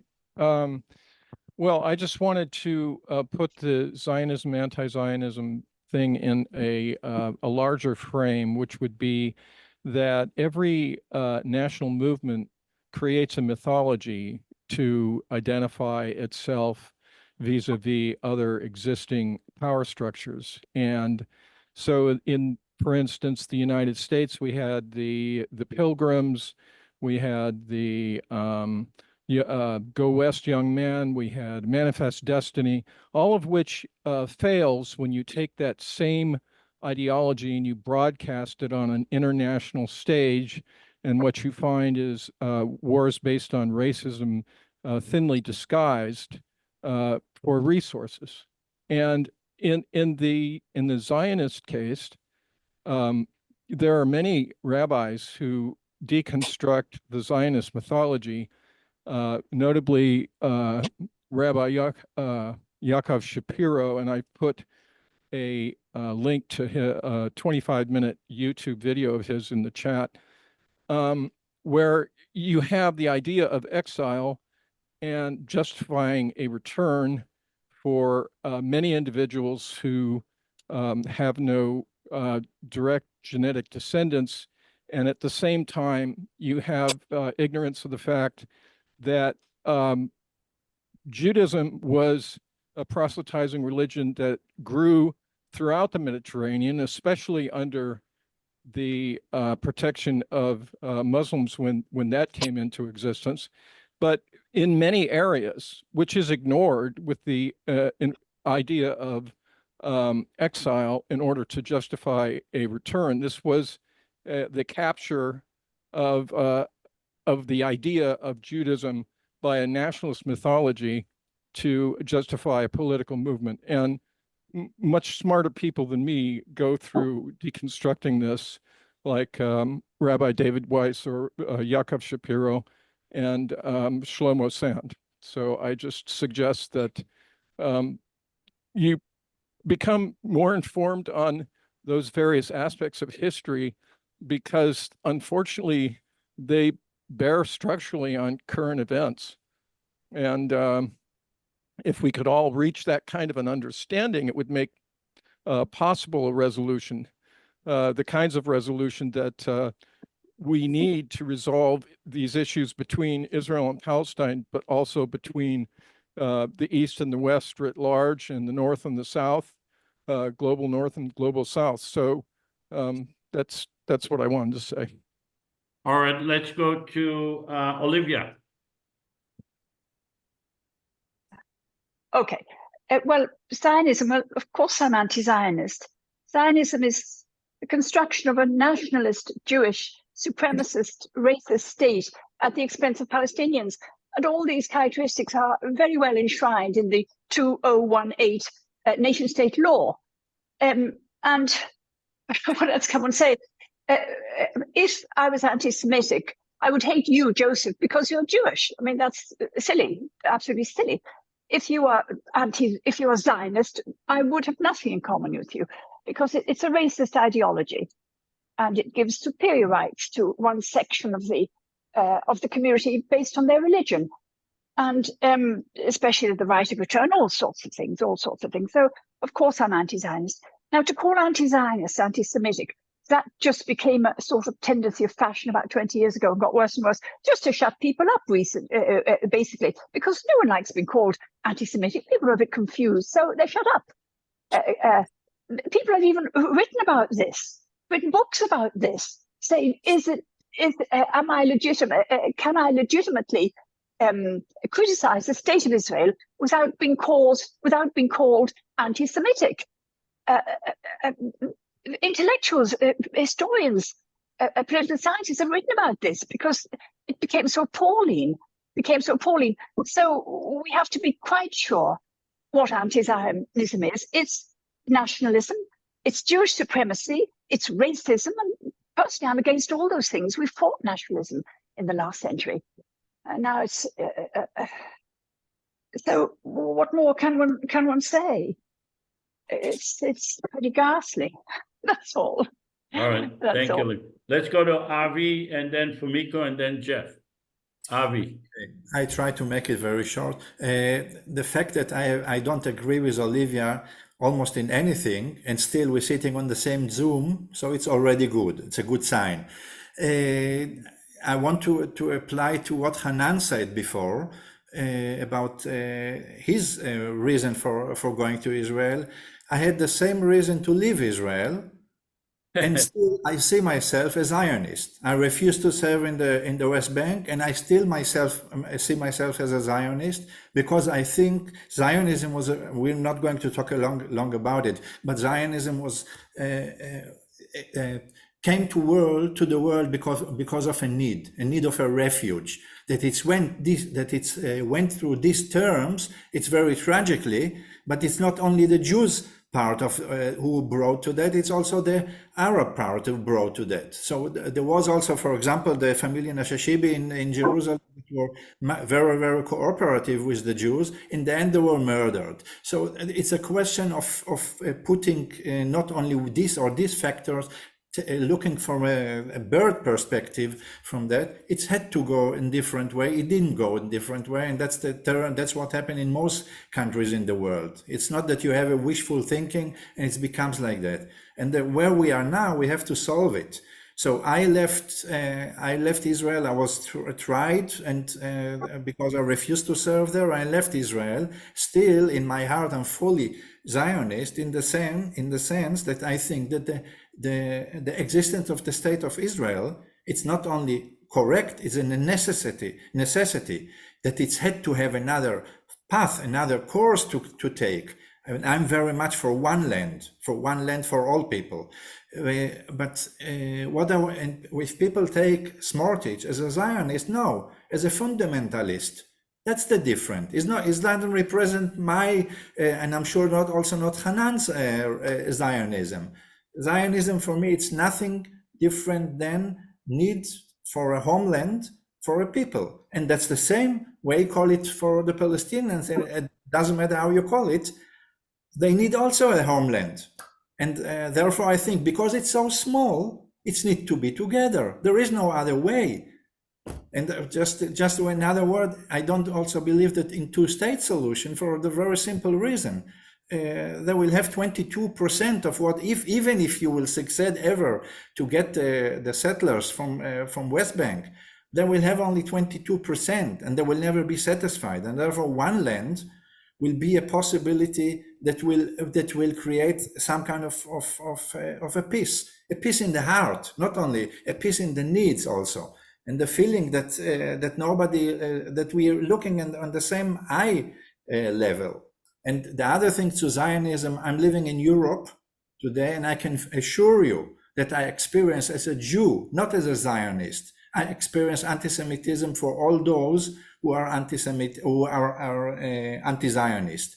You can see it in any demonstration. The moment that you give yourself as a Jew, they know that you are Jewish, and you not support their way from the river to the sea. You are already in their way, in their eyes, not okay. And the other way, one more sentence.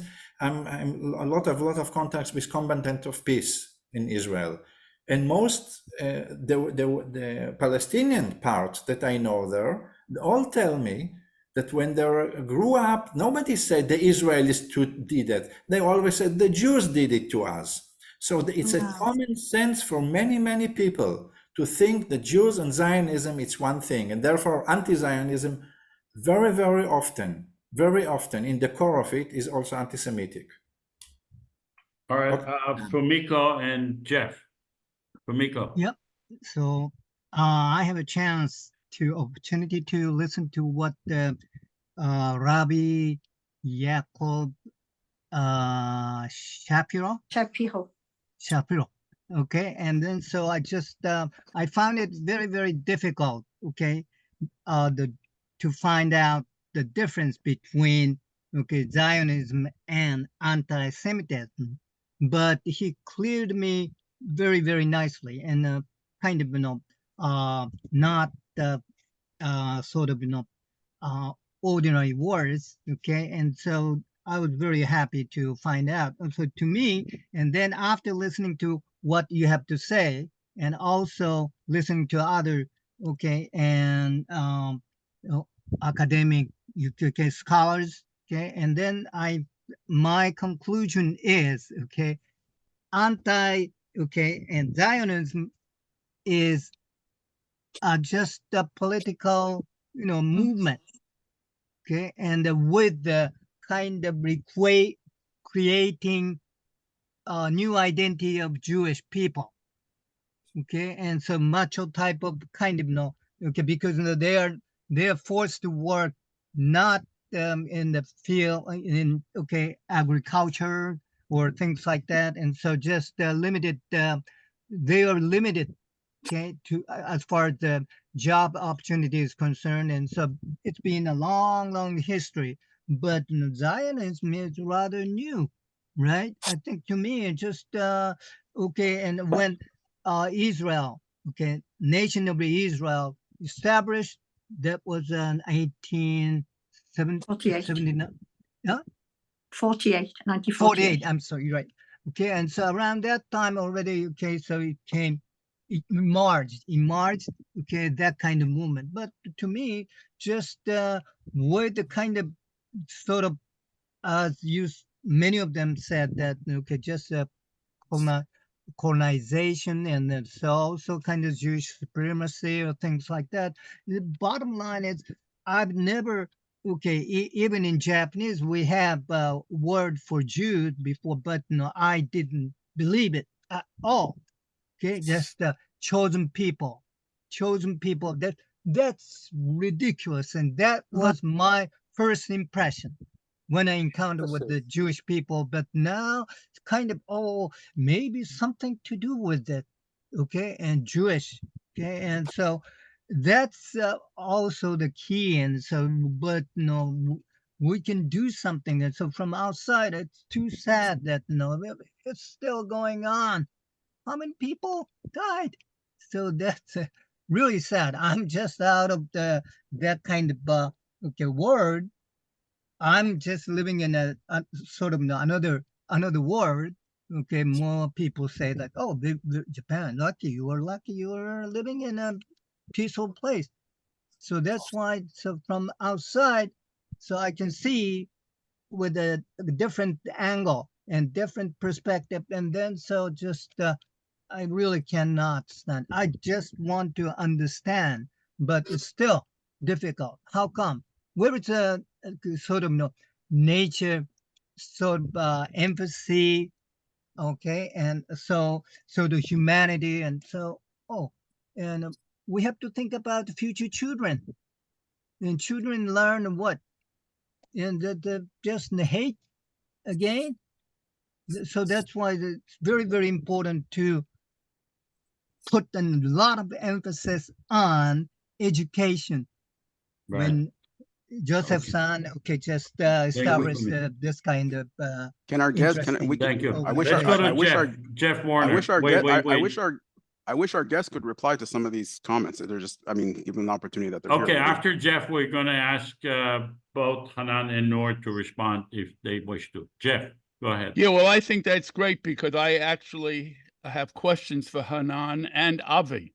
Hanan said Zionism is a liberation movement. Liberation from what? From where? Zionism. And Avi says that Zionism is a refuge. Well, that's not actually true. In the 40s, there were people in Israel, there were Jews in the Yishuv who wanted there to be a refuge, but they without a state, and they were rejected. And Zionism stands for Jewish supremacy, just like Olivia said, and it stands for a state for the Jews all over the world. And that's where the problem comes in. If Zionism, if the Jews wanted a refuge, that was fine, and I think they would have been accepted in the Middle East. But I don't understand why Hanan says it's a liberation. I don't see where it's a liberation from. And when Avi says it's the Jews wanted a refuge, they rejected the idea of a refuge for a state that was Jewish supremacy. I will stop at that point. All Thank right, you. Hanan, it's your turn to respond to everyone's comments. Well, there's not enough time to respond out of it. I will say that Nasir, what he spoke about 10 minutes ago, I agree with every single word of what he spoke. Every single word. Just to very briefly say, of course, in my opinion, anti-Zionism is not necessarily anti-Semitism, but sometimes it is.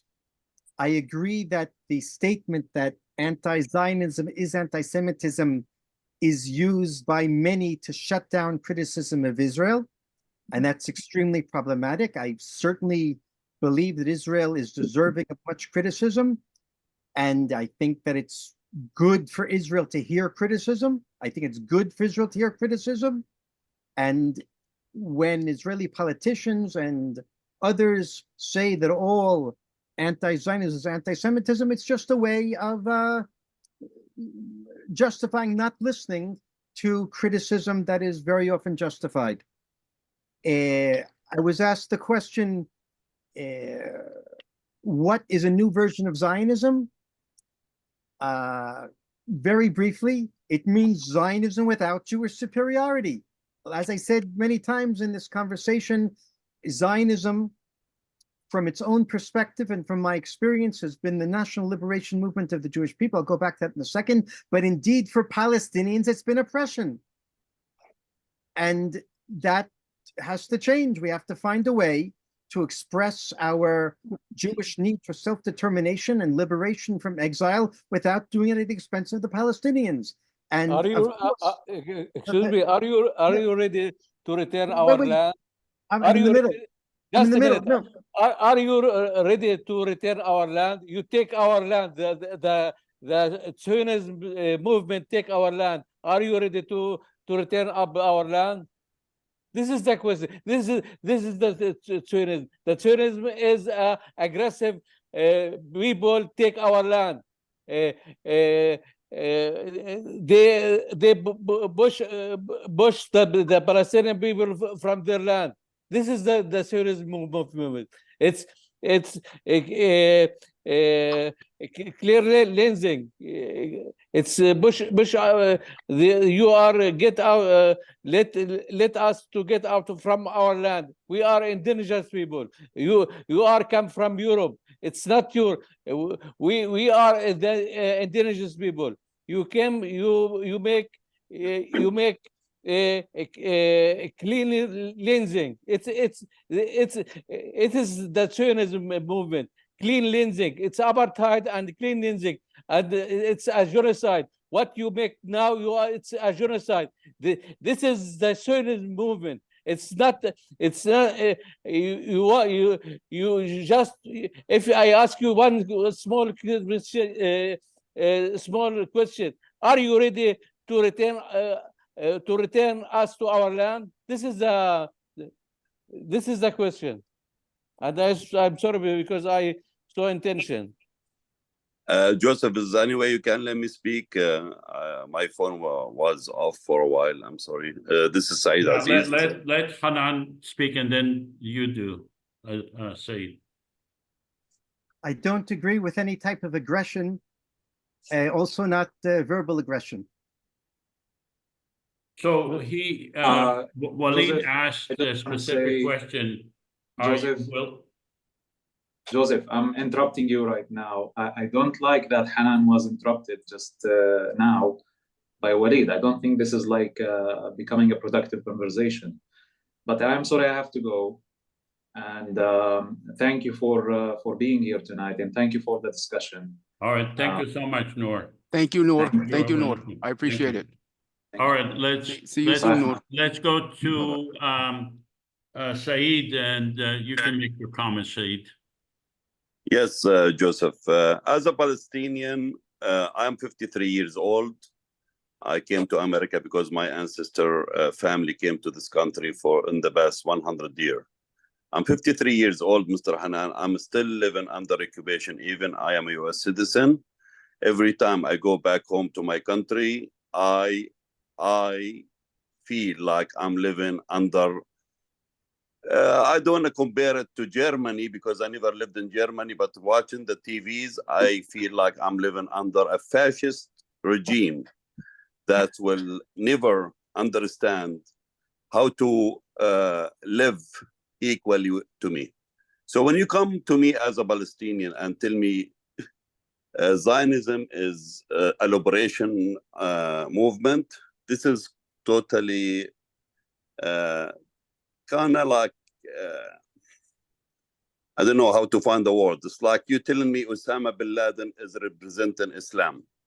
I do look at difference between Zionism and fascism. Zionism to me is not just the enemy of Palestinian. I look at Zionism as the enemy of a human being. Yeah. We as Palestinians, we've been living here for thousands of years. I agree, and I found a light in the end of the tunnel by meeting Joseph Avasar as a Jewish Israeli who find a way to look at me as equal. Zionism is a form of discrimination, hate, propaganda. Yes, yes, Yeah, you are yeah, absolutely right.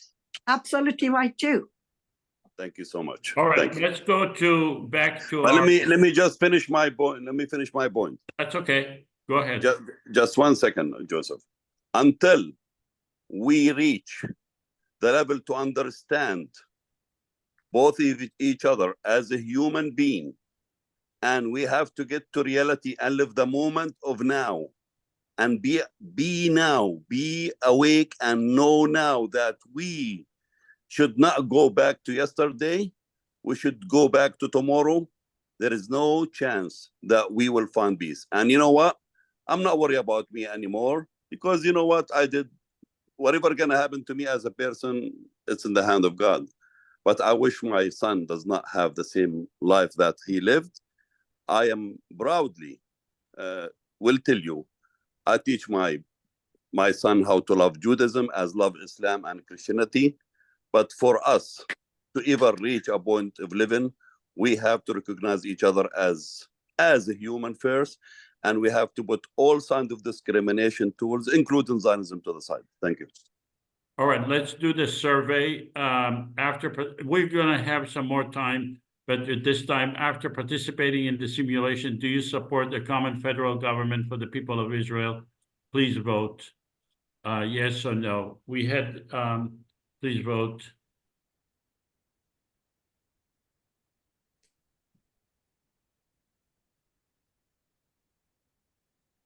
Okay, publish the vote. The absolute numbers are lower, but the percentage is higher. We have 100% who agreed. The number of voters is lower. We have 66 people. There was 100 people when we took the vote the first time. Yeah. So there's like 60% less people. 60% of the people are here that were doing the And first vote. does anti-Zionism equal anti-Semitism? Please vote at this time.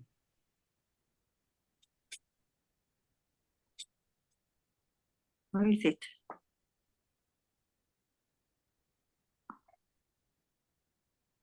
I don't see it. I haven't seen it. Where is it? Please publish the vote. I don't see it. I don't see the voting sheet. Oh, Okay. okay. Eh? How What do you want to vote? What? Okay, so 24% said yes.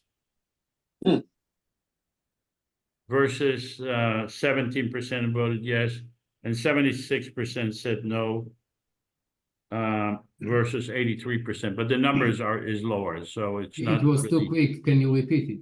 Please repeat the voting. You want to repeat the vote? Yeah, that would be a good idea, because it did pop up. It popped up and went away real quick. All right, can you vote again? There's anti-Semitism. Please.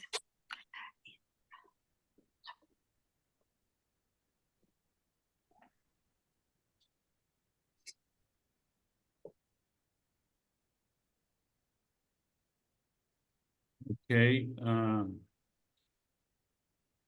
Publish the vote. So this time it's 18% voted yes versus 17% at the beginning, and 82% voted no, which is at the beginning we had 83%. So it's almost identical vote on this question. People didn't change their mind. All right. So let's go back to our open conversation and asked, Noor left us, asked the audience and Hanan to give us their assessment. Does the IPC a formula for peace? Is it a good formula for peace? Are the assumptions that we discussed at the beginning, are they attainable? Is it possible to get to those, to make those assumptions a reality? And then we'll close. So let's go back to whoever wants to answer those questions, please do. If you, Una, go ahead. Okay. First of all, thank you very much, Hanan. I don't think the gentleman was abusing you verbally. He was being emotional. I am not a Jew. I am not Muslim. I was a great Christian, but no longer am I Christian. I'm a humanist. But I think since October, I've been affected myself by what has been going on over there. And I do get very, very angry with Israel. For as a person, I love you, Hanan, really. And you have my name anyway. And talking to Hervé, I belong to the Jewish Voice for Peace, as you can see here. For when I go on marches, I always go with a Jewish bloc. And you'll be surprised, in London, we have a lovely gentleman called Stephen Kapos. You may know him. He was from Hungary, and his family were exterminated during the Holocaust. And when we march, we are being abused and vilified and sometimes attacked by the Zionists. For me, can you understand why I'm saying I'm not very fond of Zionists? But I love you.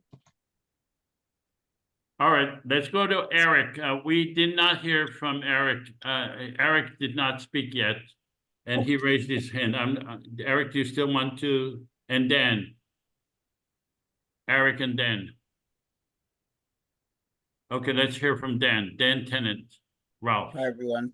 Yeah, I mean, I shared the quote from Rest in Peace for Vivian Silver. She was an incredible woman and called herself a conditional Zionist, saying that obviously she had believed in, as long as Israel's existence wasn't detrimental to Palestine, that was basically the way she sees things. And I think if we take a helicopter view, like there are establishments here in Madrid where they have signs that say this is a Zionist-free zone. And I think only hate can be spouted by saying, I am anti-Zionist. I don't think someone needs to be pro-Palestine and anti-Zionist. I think you can be pro-Palestine without making it apparent to the world that you are hating Zionism. I don't think anything constructive can come out of being explicitly hateful towards the concepts of Zionism. We've already heard today that you can be easily Zionist, but also pro-Palestinian at the same time. I don't think one thing takes away the other. So that's me. And salam shalom, always. All right. Thank you. Yeah. Let's go to Sean. Sean, we haven't heard from you. Sean Zar. Yeah. Do I the anti-Zionism? I don't think so because I'm sorry, I just watched my. You're breaking away. Can you hear me now? A little bit. Okay. Oh, my thing is Zionism was created 100 years ago compared to 1,000 years ago. There's no comparison. Sean, we can't hear you very well. Sorry. Try to switch the camera off. Okay.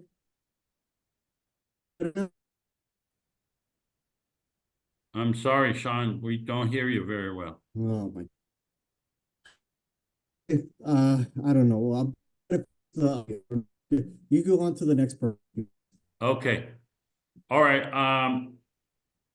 I think everyone spoke. Let me just go back to Hanan.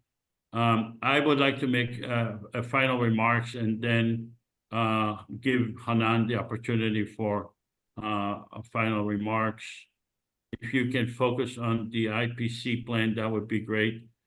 My final remark is this: a common democratic confederation government, it can bring peace. If we can have an online elections, it's feasible. The country of Estonia, 40% of the people in Estonia are voting online, and the election can be held securely. 1 week of war between Israel and Gaza cost over $3 billion. Creating a federal government is a drop in the bucket in terms of financial expenditure. Probably could be done with $100 million. The current governments of Israel and Palestine are not a legitimate government in the area because they are not elected by the people of Israel and Palestine, but they control the whole area. So we need a federal government that would be legitimate in the entire area of Israel, Palestine, and elected by the people of Israel, Palestine together. So let me go to Hanan and give you opportunity to make your final remarks. Hanan.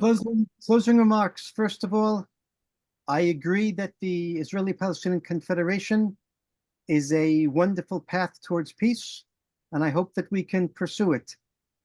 Secondly, I would close and say that in my understanding, the land, the Holy Land from the river to the sea, has two identities.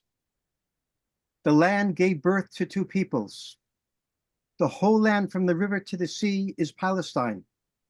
The Palestinian people belong to it. And that same land has another identity. It's also the land of Israel from the sea to the river. And that land gave birth to another people, the Jewish people. The land, Mother Earth, Mother Holy Land, has two children, one the Palestinian people and one the Jewish people. And the only way for either of these peoples to flourish is for the other people to recognize the identity and connection to the land of the other side. Jews and Israelis have to recognize the Palestinian connection to the land and the identity of the land as Palestine, and Palestinians have to recognize the connection of the Jewish people to land and the identity of the land as the land of Israel. And therefore my final words are pro-Israel and pro-Palestine at the same time. That's really the only way to be pro a better future for both sides. All right. Thank you so much. Wonderful words. Thank you. And thank you all. I have to also go. My grandchildren are waiting for me. And so thank you so much. Thank you, everyone. Joseph. Thank you, Hanan. Thank you, everyone. Bye-bye.